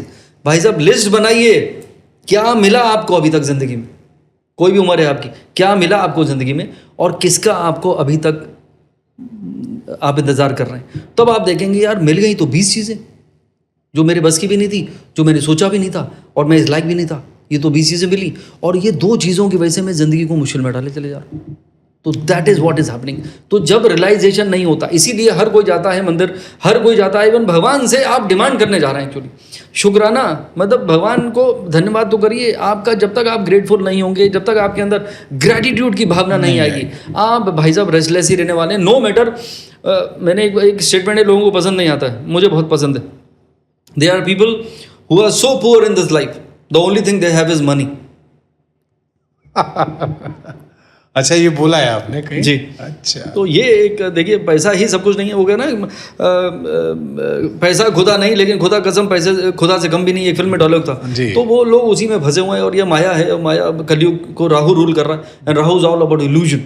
तो इंसान, हर इंसान एक इल्यूजन में फंसा हुआ है, and they have no clue what is reality. Reality तो वही है, एक दिन खाली हाथ आए थे, खाली हाथ जाओगे, क्या लेकर आए थे गालिब और क्या लेकर जाओगे। तो that is the ultimate truth of life. लेकिन कोई मरने के बारे में सोचता नहीं है, हर एक को जीना है, और बहुत लंबा जीना है, और सब कुछ करते हुए जीना है। तो वही है माया। मैनिफेस्टेशन और जो पॉजिटिव एनर्जी है आपके अंदर की, क्या वाकई वो आपकी रेखाओं पर, आपके भाग्य में जो लिखा हुआ है उस पर भारी पड़ सकती है, उसको बदल सकती है? ऐसा है क्या? मैं बिलीव करता हूँ। देखिए, कुछ चीज़ें ऐसी हैं जो एज ए एस्ट्रोलॉजर, मेरा देखिए, this is the only bread and butter which I have. मैं एस्ट्रोलॉजी के अलावा मेरा और कोई पेशा है नहीं। अब बहुत सारी EMI भी हैं, बड़ी बड़ी EMI भी हैं, सब कुछ है, उसके बावजूद मेरी जो भाषा है वो एंटी एस्ट्रोलॉजी नहीं है। एस्ट्रोलॉजी की राइट साइकोलॉजी के ऊपर है कि भाई जो डिवाइन साइंस है उसका सही इस्तेमाल किया जाए, उसका मिसयूज ना किया जाए। तो जो आपने बोला, hand is a mirror of once mind, जो मैंने सबसे पहले कहा था कि मैं आपका पल्स और हार्ट बीट तो देख लूँगा, लेकिन आपके माइंड में क्या चल रहा है ये मुझे नहीं पता। ये कैसे पता चलता है? जब मैं आपका हाथ देखता हूँ। तो हाँ, जैसे जैसे आपके भाव बदलते हैं, आपका सोच बदलता है किस तरह का, और ये सोच बदलती है सितारों से, और सितारों से बदलता है आपका मन, और मन से बदलती है आपकी हाथ की रेखाएं। तो जब आपका वक्त बदलता है, आपकी सोच बदलती है, और वैसी हाथों की रेखाएं भी बदलना शुरू हो जाती हैं। तो ये आपकी माइंडसेट के ऊपर चलती है। तो जो आपने कहा कि मैनिफेस्टेशन, अब प्रॉब्लम क्या है कि मैनिफेस्टेशन कहा गया, लोगों ने उसको गलत सुन लिया। आज भी 99% इस वर्ड को क्या सुनते हैं, मैं आपको बताऊं? क्या? मैनिफेस्टेशन। अच्छा, मैनिफेस्टेशन, ओके, मैनिफेस्टेशन को मैनिफेस्टेशन, मतलब मैं मजाक में कह रहा हूँ, but what I am saying is कि उनको लगता यही है, उसको मैनिफेस्ट क्या कर रहे हैं, मटेरियलिस्टिक चीजें, कि भैया मैं भी प्रधानमंत्री बन जाऊं, मेरे पास भी वो बंगला होना चाहिए। अरे क्या कर रहे हो यार, अच्छी चीजें पहले मैनिफेस्ट करिए। दैट इज योर रिलेशनशिप, आपकी हेल्थ, आपकी हार्मनी, आपकी हैप्पीनेस, कि मैं खुश हूँ। जो मैं कहा कि यार सबसे इंसान लकी कौन है, जो मैंने कहा जो खुश है वही खुश नसीब है। तो जब आपने खुशी को लाइफ का पार्ट ही नहीं बनाया, एक ही जिंदगी है, हंसकर गुजार लो, और वैसे भी तो जिंदगी गुजर ही जाएगी। तो भाई साहब कर क्या रहे हैं, जिंदगी में मुस्कुराने की आदत जरूर डालो, और ना मिले कोई वजह तो आईना ही देख डालो। करेक्ट। तो look at the mirror and smile. जब आप स्माइल करते हैं तब माइंड को लगता है कि मैनिफेस्टेशन का मैं आ रहा हूँ। माइंड जो है ना वो बहुत बड़ा पावर हाउस है। उसको जब आप मुस्कुराते हैं शीशे के सामने खड़े होकर, तो लगेगा यार something good is happening with Amit for a change. तो उस दिन आपका दिन इतना खूबसूरत जाएगा, क्योंकि वही एनर्जी, वही हार्मोन, वही केमिकल, वही वाइब्रेशन, वही फ्रिक्वेंसीज आपकी ट्रांसमिट होनी शुरू हो जाएंगी, बिकॉज यू आर स्माइलिंग। तो मुस्कुराने की आदत जरूर डालो, और यही मैनिफेस्टेशन है। वो कहता है कि किसी भी चीज़ को, शाहरुख खान का डालो था, शिद्दत से चाहो तो पूरी कायनात तुम उसे मिलाने में लग जाएगी। तो भाई साहब आप चाह क्या रहे हैं, तो अगर आप शिद्दत से किसी, और जो आपके बस की होनी चाहिए, तो manifestation should also be one step at A time. लोग क्या करते हैं, वो आखिरी मंजिल की को मन में बिठा लेते हैं, फिर कहते हैं यार कुछ होता ही नहीं, सब बकवास है। आपने पहली मंजिल तो बनाई नहीं भाई साहब। तो स्टार्ट विद लेइंग फाउंडेशन, आपकी कैपेबिलिटी, आपका पोटेंशियल, आपकी टाइमलाइन, आपका बिहेवियर, आपका माइंडसेट। तो पहले अपने आप को अपग्रेड करिए। मोबाइल तो आप हर साल खरीद लेते हैं जब रिलीज होता है, अपना अपग्रेडेशन पिछली बार कब किया था आपने? तो आप तो वही हैं जो पहले थे। तो जब तक आपने अपने आप को नहीं बदला, तब तक क्या बदलाव लेकर आएंगे? तो मैनिफेस्टेशन करिए। मैनिफेस्टेशन एक बहाना है पॉजिटिव सोच को लाना एक्चुअली। तो if the moment you start thinking positively and happily towards your journey of life with a purpose, then वो चीज़ें जो हैं वो फ्रैक्टिफाई होनी शुरू होती हैं। क्योंकि हमारा ह्यूमन माइंड, जैसे लोग कहते हैं सपने में भी वो आते हैं जो सबकॉन्शियस होता है। तो मैनिफेस्टेशन आपका सबकॉन्शियस एक्टिवेट कर देती है। फिर आपको लगता है कि यार मुझे होना चाहिए। उसमें भी किसी ने कहा था कि मैनिफेस्ट आप ऐसे करिए कि ऑलरेडी ये हो चुका है। ये बहुत अच्छा थॉट है actually. You start living that, you start feeling that कि आई एम हेल्दी। डॉक्टर भी कहते हैं कि भैया इनको हवा पानी बदलवा के लाइए तो इनकी तबीयत ठीक होगी। हवा पानी कहाँ, आप दूसरे शहर में जाते हैं, हिल स्टेशन में गए, वहाँ पे नेचुरल एयर है, नेचुरल सब कुछ है, और ग्रीन कलर है, ग्रीनरी, ग्रीन इज मर्क्यूरी, वो हीलिंग का काम करती है। तो when you change your environment, तो आपका थिंकिंग प्रोसेस चेंज होता है। इसीलिए जो लोग, ज़्यादातर लोग जो ट्रैवल करते हैं वो मोस्टली खुश रहते हैं, क्योंकि जब आपका एनवायरनमेंट चेंज होता है तो आप नए लोगों से मिलते हैं, सोचने का मौका मिलता है, इंट्रोस्पेक्शन आपका शुरू होता है। नहीं तो आपको टाइम ही नहीं, इधर you are worried about something, आप चिंता में ही पूरी जिंदगी को गुजार लेते हैं। तो ब्रेक लेने चाहिए। इसीलिए मैं कहता हूँ सबके हॉबीज़ होने चाहिए। गाना गाइए, कैरोके का सेट खरीदिए, गाना आए ना आए गाना चाहिए। वॉकिंग पे जाइए, जॉगिंग पे जाइए, वीकेंड प्लान करिए, नए नए दोस्त बनाइए। कोई स्पिरिचुअल हो, कोई कमीना हो, कोई ह्यूमरस हो, हर तरह के दोस्त आपके ज़िंदगी में होने चाहिए। 5-5 मिनट उनसे बात करिए। ये मेंटल ब्रेक आपको लेने चाहिए, तब आपका होलिस्टिक अप्रोच होगा। और सबसे ज़्यादा इंपॉर्टेंट है साधना, विपासना, आराधना। जब आप सरेंडर करेंगे, मेडिटेशन 5 मिनट को ज़िंदगी से जोड़ लेंगे, you are all done. I think flow बहुत सटीक फ्लो जा रहा है मुझे कुछ, और मेरे हिसाब से तो मैंने मैक्सिमम चीज़ें पूछी। ग्रहों पे बात कर लें थोड़ी, कौन सी? ठीक है सब, ऑडियो बैटरी वगैरह भी है ना? संदीप भाई, ये ग्रहों की दशाओं की जब हम बात करते हैं, शनि के बारे में लोग कहते हैं कि शनि अगर आ जाए तो आपको बहुत परेशान करता है। ये ज़रा मैं समझना चाहता हूँ, क्योंकि बहुत ही बेसिक नॉलेज इस पे मैं लेना चाहता हूँ आपसे, कि किसी के ग्रह दशाओं में शनि का आना, या ग्रह दशाएं कैसे बदलती हैं आपका जीवन, और कैसे आप उससे परेशान हो जाते हैं, और कैसे फिर मुक्त भी हो जाते हैं। देखिए, शनि जो है वो ज्योतिष में गब्बर का काम करता है। जैसे वो मूवी में दिखाता है, बेटा सो जा नहीं तो गब्बर सिंह आ जाएगा, तो डराने का काम आता है। अब शनि, देखिए शनि जो है वो hard work, hardship, poverty, distress को रूल करता है। अगर शनि बैड है तो शनि जिसकी कुंडली में अच्छा है, जितने उद्योगपति लोग हैं, जिनकी इंडस्ट्रीज़ हैं, बिलीनियर हैं, उनकी कुंडली देख लीजिए, शनि उनका रूलर। तो शनि जिस पे मेहरबान होता है, यानी जिसकी कुंडली में शनि पॉजिटिव है, रूलर है, अच्छा है, उच्चिका है, वो इंसान तो ज़िंदगी में उसको इतने पैसे मिलते हैं जिसकी वो कल्पना नहीं कर सकता। तो शनि को खाली डर का काम नहीं है। लेकिन शनि क्या कहता है, शनि का पर्वत, शनि इज जज है, वो न्यायाधीश है। वो कर्मा, जिससे पे आपने शुरुआत करी थी, कर्मों के हिसाब से आपको फल देता है। तो कर्म का मतलब क्या? आपकी मेहनत, आपकी लगन, और आप किस तरह से कर्म करते हैं। धर्म संगत कर्म, यानी आप कर्म तो किसी को मार के भी आप आगे बढ़ सकते हैं, किसी को धोखा दे के आगे बढ़ सकते हैं, झूठ बोल के भी आगे बढ़ सकते हैं, वो क्या सही कर्म है? वो धर्म संगत नहीं है। तो धर्म संगत जब आपके कर्म होते हैं तो शनि आप पे मेहरबान है। तो शनि का मतलब है आप दूसरों की मदद करिए। मैं हमेशा कहता हूँ जो ज़रूरतमंद की मदद करता है ऊपर वाला उसकी मदद ज़रूर करता है। Whatever goes around comes around. Even Islam में भी कहा जाता है 5 पिलर पे इस्लाम टिका हुआ है। एक पिलर है चैरिटी, कि भाई दूसरों की मदद करिए। तो जब आप मदद करते हो, वैसे भी लोग खाली धर्म के 2 भाव हैं, एक भाग्यसान धर्म का जिसकी राशि है धनु, ज्योतिष के संदर्भ में बोल रहा हूँ, दूसरा 12वां घर है जिसकी राशि है मीन।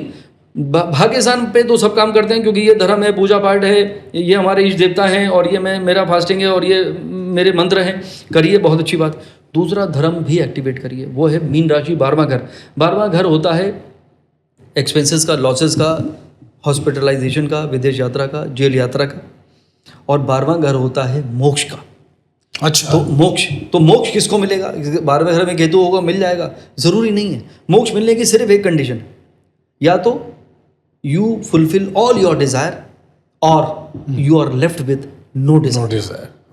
तो या तो आपको कुछ नहीं चाहिए या आपको जो चाहिए था आपको मिल गया, तब आपको मोक्ष मिलेगा। लेकिन ऑब्वियसली उसमें आपको मेडिटेट भी करना है और स्पिरिचुअल। और 12वां घर मैंने बोला चैरिटी का। तो जब आप चैरिटी करते हैं वो भी उतना ही स्ट्रांग है जो आपका यहाँ पे धर्म है। धर्म के 2 भाव हैं। तो यहाँ तो आप पूजा पाठ कर रहे हैं और आपने दूसरों का माल लिए चला रहे हो, राम नाम जपना, पराया माल अपना। तो ये कौन सा धर्म है? ये धर्म नहीं है। तो ये बात समझनी बहुत ज़रूरी है कि दोनों भाव एक्टिवेट आपको करने बहुत ज़रूरी है। ये वाला 9 नंबर और उधर वाला 12 नंबर, यानी धनु और मीन राशि, भाग्यसान और 12वां घर, ये आप अगर एक्टिवेट करके चलते हैं तो फिर यू विल फाइंड। तो ये वो लाभ है। मैंने एक बार कहा था लाभ तो सब बोलते हैं, लाभ को उल्टा किसी ने नहीं किया कभी, मैंने किया था। लाभ को उल्टा करेंगे तो होता है भला। तो जब आप भलाई करना शुरू करते हैं, लोगों की चैरिटी करते हैं, मदद करते हैं, तो उससे जो लाभ मिलता है आपको वो रहता है एवरलास्टिंग। वो देता है सुकून, वो देता है शांति। कि तलाश रहा हूँ हर रोज़ में एक पल सुकून का, है ही नहीं। तलाश रहा हूँ हर रोज़ में एक पल सुकून का, और सुकून भी खो गया है एक पल की तलाश में। वाह वाह वाह, क्या बात है। सबसे स्ट्रॉन्ग ग्रह किसी व्यक्ति का, कहते हैं कि मतलब ये ग्रह अगर आपके कुंडली में है फिर आपका कोई नुकसान नहीं कर सकता और आप वहाँ जाएंगे जिसकी आपने कल्पना भी नहीं की। देखिए बृहस्पति, सबसे पहले मैं एक्चुअली 2 ग्रह में देखता हूँ एक साथ। किसी भी कुंडली देखूँ तो पहले देखूँगा चंद्रमा, ये इंसान का मन कैसा है। एक इंसान की कुंडली दिखाई, अब नाम नहीं लूँगा, एक बार ले चुका हूँ तो बहुत ट्रॉलिंग हुई साहब मेरी। तो मैंने कहा यू श्योर ये हॉरोस्कोप करेक्ट है? तो उनकी मदर बोली हाँ, क्या हुआ? मैंने कहा ये तो बहुत ही इमोशनल और बहुत ही मतलब सेंसिटिव इंसान की कुंडली है, और इनको तो हर कोई जानता है मिस यूनिवर्स के नाम पे, और इतने बड़े परिवार की बहू होने के नाते, और ये तो बहुत ही सेंसिटिव इंसान है। तो दैट वाज द शॉकर। तो यानी चंद्रमा नीच का।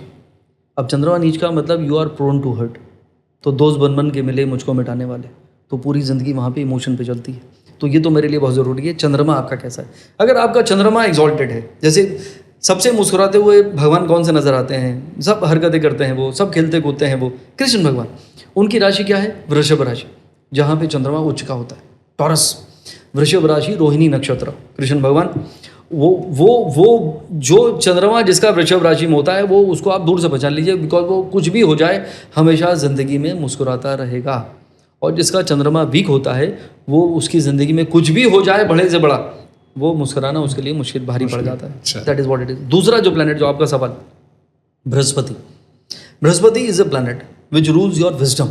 तो अगर इंसान समझदार है, वाइज है, उसको पता है क्या करना है क्या नहीं करना है, लेट गो करना है, चलो जाने दे, उसका तो नेचर ही ऐसा है, कोई बात नहीं, आपने छोड़ दिया, आपने रिएक्ट नहीं किया, उसके रिश्ते कभी नहीं बिगड़ते, वो माफ़ करता रहता है क्योंकि वो वाइज है। और विजडम तो आती नहीं है। मैं तो आपको कहता हूँ 50 साल के बच्चे मुझे रोज मिलते हैं, वाइज हुए ही नहीं। विजडम का एज से कोई लेना देना नहीं है। Ideally with age and time we are suppose to grow up and grow wise, ideally. वैसे ऐसा होता नहीं है, क्योंकि आज के जो बच्चे, जो हम जेन ज़ी और जेन अल्फा की बातें कर रहे थे, they have become super intelligent, लेकिन विजडम कहाँ है? तो विजडम आता है बृहस्पति के साथ। तो अगर आपकी कुंडली में बृहस्पति लगन में है, गुरु की कृपा, भगवान का आशीर्वाद, हैंड ऑफ गॉड, आपको ज्योतिषी की जरूरत नहीं है। आपकी कुंडली में गुरु उच्च का है, भाई आपको सब पता है, मुझसे क्यों पूछ रहे हो? बिकॉज आपको लाइफ की फिलॉसफी पता है, लाइफ की साइकोलॉजी पता है, कौन कैसा कैसे। तो you are a wise man. तो when you are wise you don't need any astrologer. और जब आप वाइज है, आपकी कुंडली में गुरु अच्छा है, तो ऑलरेडी आप स्पिरिचुअल हैं आपके अंदर। क्योंकि there are people who don't believe in any kind of religion, कि भाई मैं तो I believe in karma, I believe in universe, तो इसलिए वो हमेशा फ्रस्ट्रेट रहेगा क्योंकि उसने कभी वो फील नहीं किया वो डिवाइन एनर्जी को। तो इसलिए बृहस्पति को देखना बहुत जरूरी है। और चंद्र मतलब आपका मन, अगर मन खुश है, अगर जो मैंने कहा आप खुश हैं तो खुश नसीब है।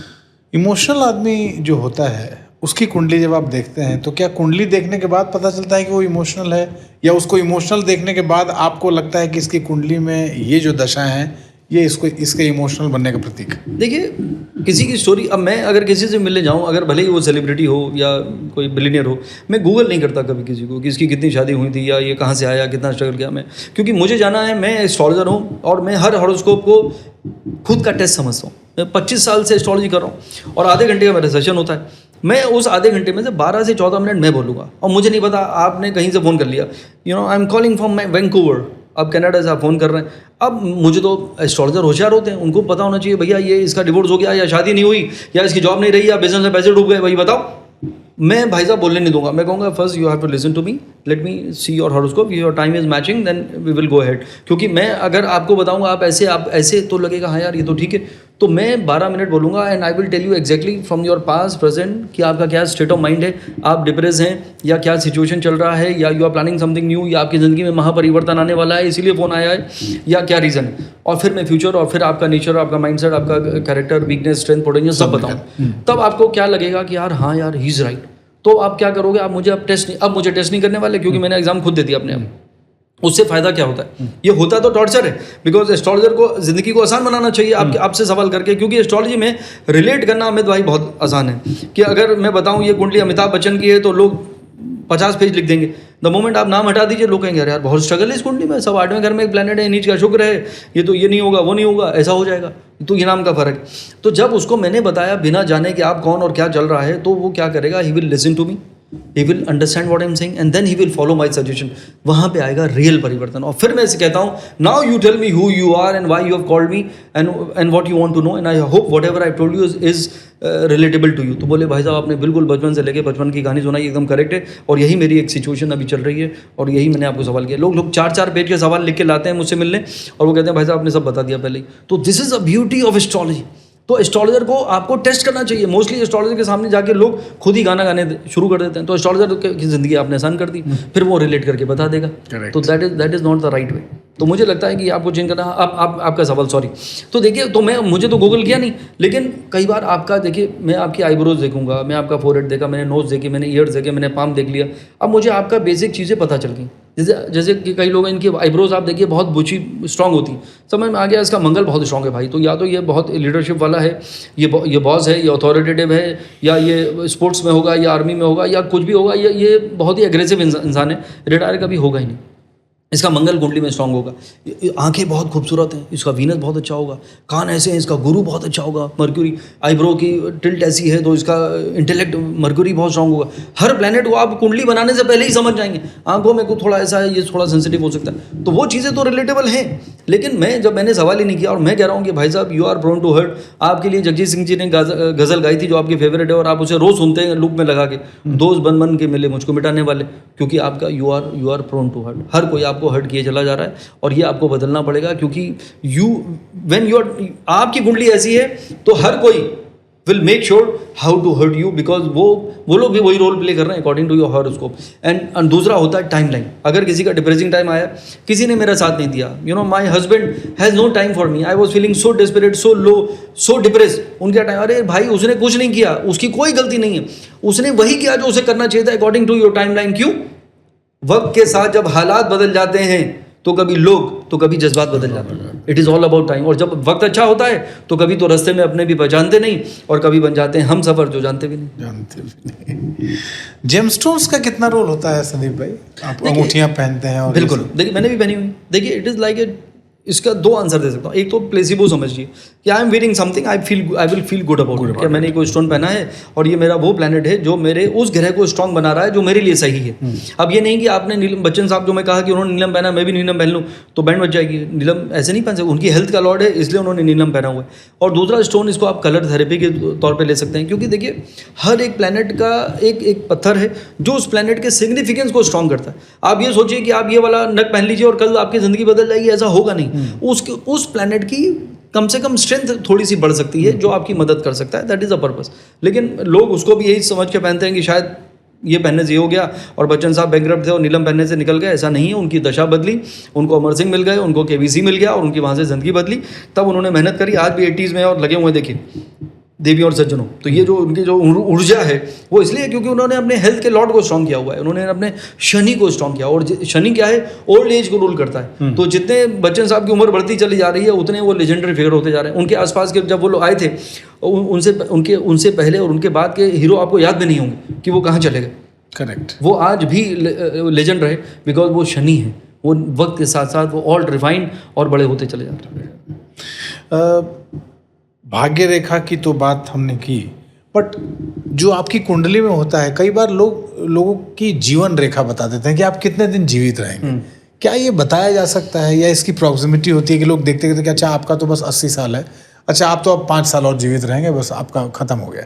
इसमें कितना सच्चाई है, कितनी हकीकत है, या फिर इसमें भी तुक्केबाजी बहुत ज़्यादा चलती है? देखिए, इसमें एक वीडियो काफ़ी वायरल हो रहा है, मैं सज्जन का नाम नहीं लूँगा। उन्होंने बताया कि अंबानी का ये वाला बेटा इस समय निकल जाएगा और शाहरुख खान और सलमान खान ये वाले साल में चल बसेंगे।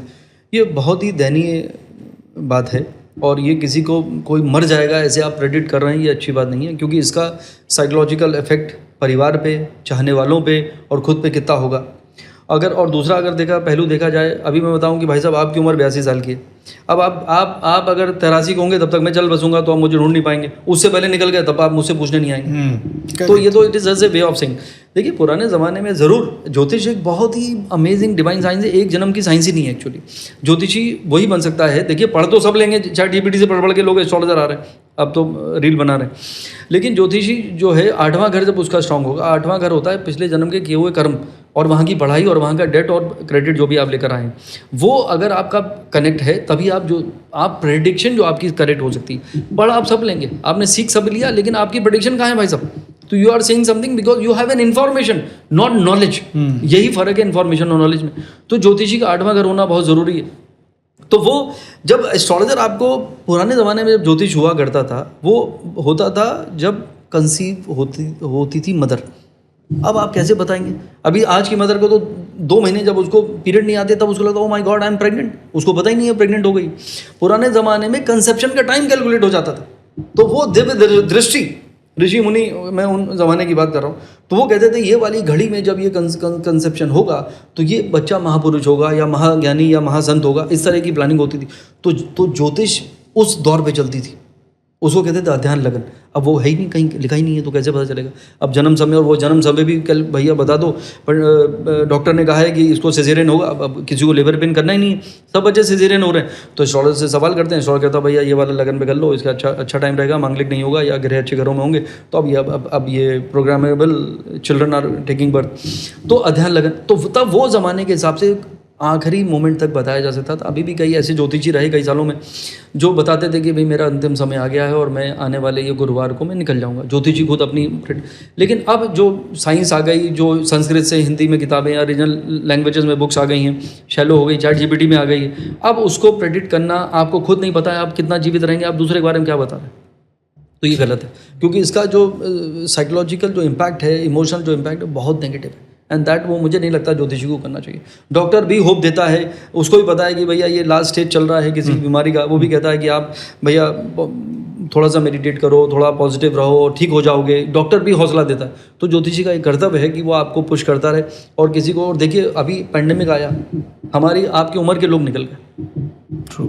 तो ये बहुत ही गलत सोच है। अभी फ्लाइट क्रैश हुई, छोटे छोटे बच्चे गुजर गए उसमें, तो आप क्या किसी की उम्र आप बता रहे हैं? तो कितनी बार ऐसी कैलेमिटीज़ होती हैं, नेचुरल डिजास्टर होते हैं। तो ये मुझे नहीं लगता कि ज्योतिषी ये एक ऐसा एरिया है कि आपको for the sake of telling somebody, मुझे जब फ़ोन करते हैं या जब वो कहते हैं एक आखिरी सवाल है आपसे, मैंने कर लीजिए, मेरी उम्र कितनी है, मैंने कहा भाई साहब मुझे अपनी नहीं पता है।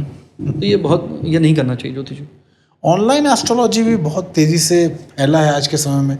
ऑनलाइन में एस्ट्रोलॉजी सेशंस जो हैं वो लेने के नाम पे, इसको ले लीजिए, वंदना जी हैं, ऊपर गाइड कर दीजिएगा कि सर पॉडकास्ट में ऑनलाइन एस्ट्रोलॉजी को लेके कई बार लोगों को लगता है, जैसे आजकल डॉक्टर्स में भी बहुत सारे डॉक्टर्स ने ना, संदीप भाई, लिखना शुरू कर दिया कि there are no online consultations, there are no WhatsApp video call consultations.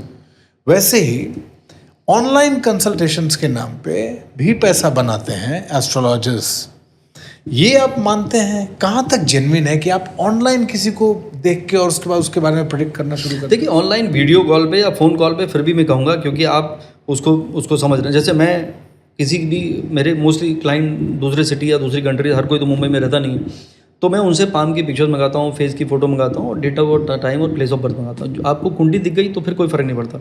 यहाँ तक ज्योतिष सब ठीक है, वीडियो कॉल कर लिया, फ़ोन कॉल कर लिया, सामने मिल गए। ज्योतिष वहाँ पे थोड़ा सा डेंजरस है, जो ऐप ऑनलाइन ऐप के पे चल रहा है। ऑनलाइन ऐप पे जो चल रहा है भाई साहब, $1 बिलियन इंडस्ट्री होने वाली है, वो मिलियंस ऑफ डॉलर उनकी फंडिंग हो चुकी है ऑलरेडी। मैं नाम नहीं लेना चाहता, कई ऐप आप देख लीजिए, इंडिया की लीडिंग ऐप है। अब वो जो ज्योतिषी सामने बैठा है वो कौन है आपको नहीं पता, वो एनोनिमस है या उसे नाम रख भी लिया होगा आचार्य ABC जो भी करके। अब मैंने ये एक पॉडकास्ट में कहा भी था कि मुझे किसी ने आया कि सर हम UPSC की तैयारी कर रहे हैं और बताइए कि हमारा सिविल सर्विस में होगा क्या। मैंने कहा हाँ यार, टाइम तो तुम्हारा थोड़ा सा स्ट्रगलफुल चल रहा है। बोले हम लोग 5-5 लोग एक ही कमरे में रहते हैं दिल्ली में, और हम बिहार से आए, हम यहाँ से आए, वहाँ से। अच्छा ठीक है, तो क्या करते हैं। मैंने ऐसी, मेरा थोड़ा ह्यूमन एंगल भी है, तो अपना खर्चा कैसे आप निकालते हैं। तो बोले कि हम लोग ये वाले फला फला ऐप के साथ एसोसिएटेड हैं एज ए एस्ट्रोलॉजर। तो मैंने कहा बट आपकी कुंडली में तो एस्ट्रोलॉजी का है नहीं। बोले नहीं सर, हम लोगों को खाली गाइडलाइन दिया जाता है और हमारे सामने एक सॉफ्टवेयर होता है, वो डेट ऑफ बर्थ हम वहाँ डालते हैं, वहाँ पे आता है, हम वहाँ लिख देते हैं भाई आपकी कुंडली में काल सब दोष है, ये गुरु जनरल दोष है, इसकी पूजा करा लीजिए। तो वो गाइडलाइन के साथ हम लोग, और इधर बेचारा वो उसे लग रहा है कि 70 रुपये में एक सवाल या फ्री में एक सवाल, और उसके बाद वो पूजा में फंसा है कि इसमें 1.5 लाख की पूजा होगी क्या। तो पूरा बिजनेस ऑफ एस्ट्रोलॉजी ये बहुत ही डेंजरस जोन में जा रहा है। तो ऐप में कुछ लोग हो सकता है ईमानदारी से कर रहे हो, अभी जैसे लोग ट्रॉल तो करते ही, लेकिन mostly it is a dangerous situation. Because जब तक आप, जो आपने कहा ना, जब तक आप जानते नहीं हैं, ज्योतिषी को परखा ही नहीं है आपने, आपको पता ही नहीं उधर ज्योतिषी है। अब तो लोग कह रहे हैं कि भाई आप ऐसा करो, बॉट लगा लो, आप ऐसा करो, चैट जीपीटी को अभी किसी बहुत बड़ी कंपनी ने, मैं नाम नहीं लेना चाहूँगा, उन्होंने भी एक ऐप निकाल दिया एस्ट्रोलॉजी का। वो आर्टिफिशियल इंटेलिजेंस के साथ काम करेगा, यानी आप बताएंगे 10%, 90% आर्टिफिशियल इंटेलिजेंस बताएगा आपके बारे में, और वो बहुत कन्विंसिंग होगा। तो आने वाले वक्त में मुझे लगता है, और 5-7 साल में मुझे लगता है, people will stop going to astrologers. ये मतलब ये वही हुआ कि भाई साहब हमें सर्जन की ज़रूरत नहीं है, हमने यूट्यूब में वीडियो लगाया और हम घर में ही ऑपरेट कर रहे हैं, वो वाली हालत हो जाएगी। तो ये खतरनाक मोड़ पे जा रही है, क्योंकि एस्ट्रोलॉजी एक डिवाइन साइंस है, उसमें इंट्यूशन काम करता है। मैं आपको देख रहा हूँ, आपका ऑरा, आपकी एनर्जी, आप कैसे मुस्कुरा रहे हैं, आपका आभा मंडल है, आपकी हाथ की रेखाएं हैं, तो वो सब चीज़ें कहाँ से लाओगे। मतलब आपने खाली प्रोग्राम में date of birth, time, place डाला और उसका प्रिंट आउट निकाल के दे दिया, खत्म हो गई बात। ये तो बहुत ही 10% उसका खाली वैल्यू है उस एस्ट्रोलॉजी की, और मैक्सिमम लोग यही कर रहे हैं 100%। और उसका देखिए, बिना ह्यूमन एंगल के आप ये डिवाइन साइंस को जस्टिफाई नहीं कर सकते। टेक्नोलॉजी का इस्तेमाल वो हो सकता है, मैं भी लैपटॉप पर ही तो मैं और उसको बनाता हूँ सॉफ्टवेयर में, लेकिन मैं तो देखता हूँ placement of planet at the time of birth, time बचाने के लिए। पहले ज्योतिषी कहते थे अगले हफ्ते आएगा बेटा, तो एक हफ्ते में बेचारे वो मैनुअल कुंडली हमें बनाना सिखाया गया, लेकिन उसमें ह्यूमन एरर के भी चांसेस है, उसमें टाइम भी लगता है। एफएमआरआई देखनी है, आपसे 50 साल पहले पैदा हुए थे, लेकिन अब वो इंस्टेंट हो गया, 10 सेकंड लगते हैं कुंडली बनाने में, और उसके बाद मैं जो बताऊंगा उसमें टेक्नोलॉजी का यूज़ नहीं है, वो फिर मेरी स्टडी और मेरा एक्सपीरियंस है। आई थिंक कुछ बचा और हम लोगों ने कर लिया। आपको लगता है कुछ ऐसा बचा है? क्योंकि मुझे तो जितना समझ में आया, अपने बुद्धि विवेक के हिसाब से मैंने बात कर ली। आपको लगता है कुछ ऐसे टॉपिक्स हैं तो आप मुझे बता दीजिए, मैं क्वेश्चंस कर लेता हूँ उस पर, जो रील्स के हिसाब से भी चल पाए, या कुछ हम निकाल के 90 सेकंड 60 सेकंड कुछ बना लें। ऐसा कुछ सवाल जो ट्रेंडिंग हो, जो जिस पे लोग सुनना चाहते हो कि आप क्या बोल रहे हैं। वैसे तो हमने सब बच्चों की बात करी, हमने उनकी पति पत्नियों की बात करी, बहुत इंपॉर्टेंट था वो। फिर हमने करियर की बात कर ली। आखिरी मुझे लगता है कि मिसिंग फैक्टर जो ज़िंदगी में यही है कि नोबडी इज़ हैप्पी। वहीं से शुरू किए तो उसी पे ख़त्म कर सकते हैं कि वो सेटिस्फेक्शन नहीं है आज की डेट में, सुकून जो तलाश, जो मैं कह रहा था। बाकी तो हमने सब कर लिया ना। जी। बाकी तो कुछ बचा नहीं। बाकी तो बहुत बढ़िया से कवर किया। हाँ, बोलो ना। आजकल ना वो एक सॉन्ग चला है, वो पत्थर करता है, पत्थर से करता है, सॉन्ग गा रहा है, हाँ, वो फेमस हो गया एकदम से। वो बहुत ही गरीब आदमी था, तो आज के टाइम पे सोशल मीडिया बहुत ही अजब काम कर रहा है। जैसे वो सोनू निगम के साथ जो आया था। हाँ। जो मेहनत कर रहे हैं वो पीछे रह जा रहे हैं और पैसे कमा रहे हैं लोग। तो उसके ऊपर भी सब कुछ कर दीजिए कि कैसे हो रहा है ये। तो अभी जो जेरी वाला जो वो हुई उसकी एस्ट्रो, उन्होंने पहले से वो बता दिया था क्या नाम उस लड़के का, कुछ नहीं बताया था पहले से, वो खाली डिस्क्राइब कर रहा था। यही तो सोशल मीडिया का यही तो साला प्रॉब्लम है। वो क्या कह रहा था, उसकी कुंडली डिस्क्राइब कर रहा था कि आपके 8वें घर में केतु, बुध और चंद्र है। ये बोला उसने, 8वां घर होता है ये लर्निंग का, और इसमें थोड़ा सा इंसान इमोशनल हो जाता है और ये सडन डेथ को भी रूल करता है। 8वां, अरे ये तो जनरल बात थी। अब मैं आपकी कुंडली देखूंगा तो मैं भी आपको 8वें घर के बारे में यही बताऊंगा कि ये सडन डेथ 8वें घर से देखते हैं, पर उसको वहीं से काट दिया उन्होंने और उसको वायरल कर दिया। उसने ये नहीं कहा वो मर जाएगी, बट वो यही तो सोशल मीडिया का वाला ड्रॉबैक।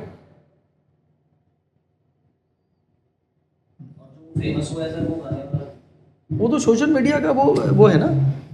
अब जैसे वो नहीं आया था वो कौन सा वो बादाम, हाँ, कच्चा तो बादाम। फिर तो सब ऐसे ही हो गए वो साला। आजकल ये किस वजह से कोई इसमें एस्ट्रोलॉजी नहीं एस्ट्रोलॉजी में कुछ नहीं है, टेक्नोलॉजी। बस एस्ट्रोलॉजी नहीं, टेक्नोलॉजी है। हाँ, ये बात कर हाँ। बहुत बढ़िया, ये आप लाइन उठा लीजिए, ये बहुत अच्छी लाइन है। हाँ। क्योंकि सर इसके पीछे मेरा ये पूछने का ये कारण इसलिए था, काफी एस्ट्रोलॉजर ये कहते हैं कि राहु की दशा, ये राहु रूल करता है सोशल मीडिया और ये इलेक्ट्रॉनिक गैजेट्स को, तो इसीलिए ही राहु फेमस भी कर देता है एकदम से। हाँ वो तो है, सडन का ना वो, बिल्कुल है। इसके से। लेकिन उसके बाद वो लोग कहाँ जाते हैं ये भी नहीं पता ना। हाँ, वो थोड़ी देर के लिए बुलबुले की तरह आते हैं और चले जाते हैं, तो इसी पे बात कर लेते हैं। अमूमन आखिरी के 2-3 प्रश्न हैं संदीप भाई। पहला तो ये कि हम अचानक से खासतौर पे इंस्टाग्राम पे अगर देखें तो रातों रात स्टार बनने वाले लोग आपको महाकुंभ से भी एक मोनालिसा करके लड़की निकल गई। ये रातों रात स्टार बनने वाले लोग, ये एस्ट्रोलॉजी है, उनकी एस्ट्रोलॉजी है या टेक्नोलॉजी है, दोनों में से क्या है? मैं कहूँगा टेक्नोलॉजी, और कुछ हो सकता है किसी का अच्छा वक्त चल रहा हो और उसको राइट टाइम पे किसी ने राइट इंटरव्यू ले लिया या किसी ने उसको शूट कर लिया, उसका रील बन गई और वो वायरल हो गई। तो ये लॉट ऑफ थिंग्स आप चेंज, जैसे हमने कहा कि हमने मैराथन की दौड़ते दौड़ते हम लोग यहाँ तक पहुँचे हैं ज़िंदगी में। और पहले हमारे ज़माने में टीवी में अगर आप आओगे तब फेमस होते थे, तो आई विल थैंक टेलीविजन, जिसके वजह से जो भी मेरा रिकॉग्निशन मिला। लेकिन अब हर एक के हाथ में एक टेलीविजन है, उसका खुद का सैटेलाइट चैनल है, तो जो अच्छा कंटेंट क्रिएट करता है वो वायरल भी हो जाता है। लेकिन कुछ चीज़ें जो अचानक ग्रो करती हैं, राहु भी है, राहु माया है, इल्यूजन है। जैसे मैंने कहा मेरी कोई मूवी चल गई, जैसे कुमार गौरव देखिए, राजेंद्र कुमार के बेटे, सुपर हिट पहली मूवी लव स्टोरी, उसके बाद वो कहाँ गए पता ही नहीं। तो ये अचानक आए और अचानक चले गए, तो ये राहु है, माया, छल, एकदम उसमें मतलब धोखा हुआ कि आपको लगा कि आप स्टार हैं लेकिन यू आर नोबडी। तो that is what is happening. तो ये मेरे ख्याल से टेक्नोलॉजी का थोड़ा सा रोल है, और वैसे भी राहु कलयुग को रूल कर रहा है। यहाँ पे हर चीज़ जो है सब्सटेंस, मतलब ये कमेंट तो नहीं करना चाहिए, मतलब इवन अध्यात्म में राहु एंटर कर चुका है। गुरु के जो क्षेत्र है उसमें राहु की बहुत ज़्यादा एंट्री हो चुकी है। People are pretending to look like a spiritual person, they are preaching but they are not. तो मार्केटिंग, मतलब आप राहु जो है वो गुरु के भेष में ज्ञान बांट रहा है। अच्छा, ये वाली सिचुएशन हो गई है। तो ये आपको अपना आश्रम चलाना है, आपको अपनी फॉलोइंग बढ़ानी है, आपको ये करना, तो ये कलयुग है। तो यहाँ पे राहु से रूल सब चीज़ चल रहा है। तो यहाँ सच्चाई मज़े में गुजर रही है ज़िंदगी झूठ बोलने वालों की, और हम सच्चाई से जी रहे हैं बड़ी मुश्किलों के साथ। तो this is what is happening. तो जितने आप होशियार होंगे, जितने आप चालाक होंगे, जितना छल फ्रेब करेंगे, उतना आप सक्सेसफुल हो जाएंगे, ऐसा लोगों को लगता है। अल्टीमेटली ज़िंदगी, जो मैंने कहा, ये मैराथन की दौड़ है। रेस वही जीतेगा जिसके अंदर सब्सटेंस होगा, रेस वही जीतेगा जो सच्चाई से ज़िंदगी को जीने की कोशिश करेगा और स्लो एंड स्टडी रहेगा। जो हमें बचपन में सिखाते हैं, slow and steady always win the race, ये लाइन किसी को अच्छी नहीं लगती आज की डेट में। सबको यहाँ पे कोई फिक्स चाहिए, यानी मतलब दौड़े चले जा रहे हैं, भागे चले जा रहे हैं, कहाँ जा रहे हैं, रफ्तार ज़िंदगी की बढ़ गई है कुछ इस कदर, वो भी भाग रहे हैं जिन्हें कहीं जाना नहीं। जिन्हें कहीं जाना नहीं, तो भैया कहाँ जा रहा हो भैया। तो this is what is happening, that is the reason restlessness बढ़ गया है, बीमार होते जा रहे हैं लोग। इसीलिए आप किसी हॉस्पिटल में चले जाइए, आपको वहाँ पे बेड नहीं मिलेगा, कोई पैंडेमिक नहीं चल रहा है, कुछ नहीं चल रहा है, इतना रश हो गया है। Why people are getting affected. आज की डेट में doctor and medical scientist Amit भाई कहते हैं everything has become psychosomatic, bodily disorder form by human brain. So over thinking mind, जो जेनजी और जेन अल्फा के पास ऑलरेडी है, और उनको पूरा करने में मिलीनियल फंसे हुए हैं, माँ बाप जो बन चुके हैं, तो वो लोग सब स्ट्रेस में है। तो ओवर थिंकिंग माइंड और negative thinking mind has no difference, it will create stress which will lead to anxiety, and anxiety will create chemical emotional imbalance in body, and that is how you attract some kind of element. तो हर बीमारी की जड़, पहले खाली diabetes और blood pressure हुआ करता था, आज कैंसर के नीचे भी लेटेस्ट मेडिकल जर्नल में नीचे लिखा होगा due to stress. And what is stress? The state of your mind, the state of your mind. तो ये इंसान के अंदर ठहराव होना चाहिए। थोड़ा सा रुक, दिल समझ जा ज़रा, थोड़ा सा। तो मुझे लगता है कि लोगों को अपनी हैप्पी एलिमेंट्स को जोड़ना चाहिए। आज की डेट में अगर हैप्पीनेस की बात करें तो लोग पार्टी की बात करते हैं, लोग दारू की बात करते हैं, सब ये जो आपके नशे हैं या उस तरह की बात करते हैं, उससे हैप्पी होने की कोशिश करते हैं। हैप्पीनेस तो इतना खूबसूरत है, आप यू स्टेट ऑफ माइंड, आप गाना गाइए, गाने सुनिए, गज़ल सुनिए, भजन सुनिए। मैं कहता हूँ सुबह मंत्र लगाओ, फिर उसके बाद भजन लगा लो, शाम को गज़ल लगा लो। Music is therapeutic. कितने म्यूज़िक इंस्ट्रूमेंट इस वाइब्रेशन पे काम करते हैं कि वो आपके पूरे एनर्जीज, पूरे आपके हर उसको चक्रा को अलाइन कर देते हैं। ब्रिंग दैट, इंडिया का इतना ब्यूटीफुल साइंस है, लोग उसको लाते नहीं हैं। तो दैट इज़ हाउ हर इंसान जो फंसा जा रहा है, दौड़ा चला जा रहा है, भागा चला जा रहा है, कहाँ जा रहा है, कुछ पता ही नहीं पता। राहु का कितना रोल होता है कुंडली में? राहु के होने से होता क्या है? राहु, देखिए, राहु रूल करता है माया को, इल्यूजन को। थर्ड हाउस में राहु होता है तो उसको मैं कहता हूँ कि तुम्हें बचपन से गलत फहमी है कि I can do anything, nothing is impossible. आपका फेवरेट स्टेटमेंट बोले यस, आज तक किसी ने नो नहीं बोला मुझे, यही होता है। थर्ड हाउस होता है बाहुबलम, मैं कुछ भी कर सकता हूँ। और लगन में आ गया तो मैं बोलूँगा कुछ और, मेरा चाहता हूँ कुछ और। डिप्लोमेसी, टैक्ट, मैनिपुलेशन, झूठ, धोखा, फरेब। 10th हाउस में आया तो हमारे ज़माने में स्टार ट्रैक आता था, I want to go where no man has gone before. तो उसका तो नेवर एंडिंग है, वो कभी कंटेंट पीस मिलेगा नहीं, क्योंकि उसको हर बार दूसरे लेवल पे जाना है। This is how it is. 6th house में राहु आ गया, इसको हम कहते हैं शत्रुहंता, एनिमीज विल बी डिस्ट्रॉयड। जो आपके अगेंस्ट गया वो गया, तो आपको कोई की नुकसान पहुंचाने की कोशिश कभी करेगा, या आपका दुश्मन कभी बनने की कोशिश करेगा, या आपको हर्ट करने की कोशिश करेगा, नेचर उसको पनिश करेगा। मेरा भी है, नेचर उसको पनिश करने की कोशिश करेगा। तो फिर आपको किसी से कौन क्या कह रहा है, क्या करना चाहता है, आप बिल्कुल चिंता मत करिए, because Rahu will take care of you. ऐसा नहीं कि राहु बैड है, हाँ 8वें घर में राहु खराब होता है, आई हुई बारात लौट आ जाती। पुराने ज़माने में दिखाते थे रुक जाइए शादी नहीं हो सकती, 8वें घर में राहु हो गया, जरा सी बात में मिसअंडरस्टैंडिंग हो गई, आपका ब्रेकअप हो गया, इस तरह के। तो कई ऐसी 4th हाउस में राहु है। मेरे पीछे शायद कोई खड़ा है, पर्दे के पीछे कोई खड़ा है, किसी को हाइट से डर लग रहा है, किसी को पानी से डर लग रहा है, कोई किसी के खुद के अजम्पशंस हैं, तो फोबियाज हो जाते हैं। ऐसे लोगों के मन में अननोन, फियर ऑफ अननोन हो जाता है। तो वो लोग, तो राहु डिपेंड करता है। 11वें घर में राहु है, अनएक्सपेक्टेड गेन। 2nd हाउस में राहु है, ठीक है, आप झूठ बहुत बोलेंगे, दारू बहुत पिएंगे, लेकिन आपको आकस्मिक धन लाभ भी मिलने वाला है। तो कौन सा राहु कहाँ पे प्लेस है? 12th हाउस में राहु है, विदेश यात्रा भी करा सकता है। तो बहुत सारे राहु की अलग अलग, मैंने तकरीबन सब बता दी मुझे लग रहा है। तो 9th हाउस में राहु है, तो you might create your own religion और you may claim that I believe in all, या यू मे बिलीव नन, क्योंकि धर्म के भाव में अधर्म का प्लैनेट बैठ गया। तो this is what is happening. तो ये है, तो ये माया है, ये माया है, ये इल्यूजन है, ये कलयुग है जिसको राहु ही रूल कर रहा है। राहुल रूल तो हर इंसान गफलत में है, हर इंसान गलत फहमी में है। आपको लगता है यू नो इट ऑल, आपको लगता है I be the most powerful person, आपको लगता है आई कैन अचीव एनीथिंग। तो भाई ठीक है, कॉन्फिडेंस अलग बात है, जरा सा फर्क है, जरा सा। माना कि दोनों के बीच जरा सी दूरी थी, पर मैं भी क्या करता, मेरी मजबूरी थी। तो ये दूरी क्या है? दूरी है गलत फहमी और कॉन्फिडेंस में जरा सी। उसको अगर आपने ठीक कर लिया, समझ गया, इसीलिए गुरु का रोल बहुत इंपॉर्टेंट है, इसीलिए अध्यात्म का रोल बहुत इंपॉर्टेंट है कि भाई अपने राहु को चेक में रखिए, बिकॉज आप माया के दौर में हैं। ये राहु कलयुग में रहते हैं आप। Rahu will over power you, shortcut के लिए प्रेरित करेगा, गलत काम करने के लिए प्रेरित करेगा कि यार कहाँ फंसे हो, ये करो, ये ऐसा करा दो, ऐसा हो जाएगा, you will earn shortcut money. तो लोग उसी में फंसे हों, इसलिए अपनी ज़िंदगी को मुश्किल में डालते जा रहे हैं। And that is why Rahu से लड़ने के लिए आपको अध्यात्म की रास्ता पकड़ना पड़ेगा, और जिस दिन आप स्पिरिचुअल हो गए उस दिन आपकी ज़िंदगी बदल जाएगी।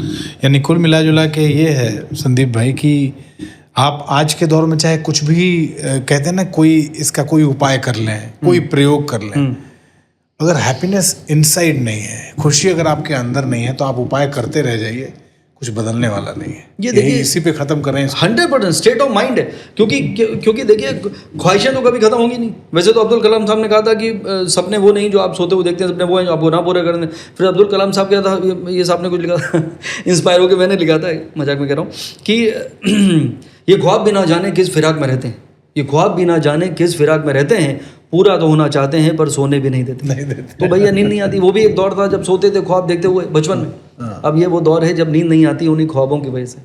तो ख्वाहिशें हैं आसमान और हकीकत है ज़मीन। मतलब आपका मतलब you are thinking of achieving that and but your reality is this, ये तो समझिए। तो ख्वाहिशें हैं आसमान और हकीकत है ज़मीन, और दौड़ रहे हैं सभी उड़ने की फिराक में। उड़ने की फिराक में। बहुत बहुत धन्यवाद संदीप भाई इस पूरी बातचीत के लिए। और मुझे लगता है बहुत सारी चीज़ें मेरे दिमाग में भी जो थी वो क्लियर हुई हैं, और हम चाहेंगे कि इस एपिसोड के बाद बहुत सारे लोग बहुत सारे प्रश्नों के साथ भी आएंगे। तो हम चाहेंगे कि आप ऑनलाइन भी हमारे साथ कभी जुड़ें, एक और एपिसोड हम करें ताकि उनके प्रश्नों के उत्तर हम दे पाएँ।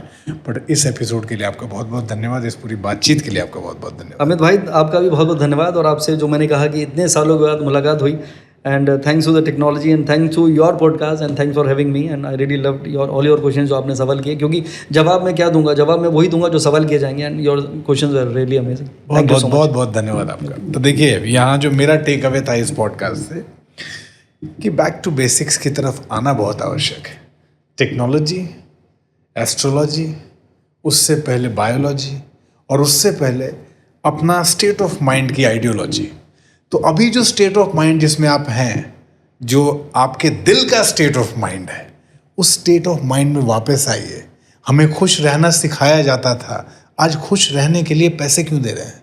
जब आप खुद खुश रह सकते हैं तो अकेलेपन में मत रहिए, एकांत में जाइए, एकांत की डुबकी लगाइए, खुशी खुद ब खुद मिलनी शुरू हो जाएगी। कोई सवाल हो लिख के भेजिएगा, पॉडकास्ट कैसा लगा ये भी लिख के भेजिएगा, और आगे के एपिसोड्स कौन से विषय पे आप सुनना चाहते हैं, किन विषयों पे आप इस हॉट सीट पर किसको आमंत्रित करना चाहते हैं, कुछ नाम सजेस्ट करना चाहते हैं, ज़रूर बताइएगा। आज के एपिसोड में इतना ही। नमस्कार।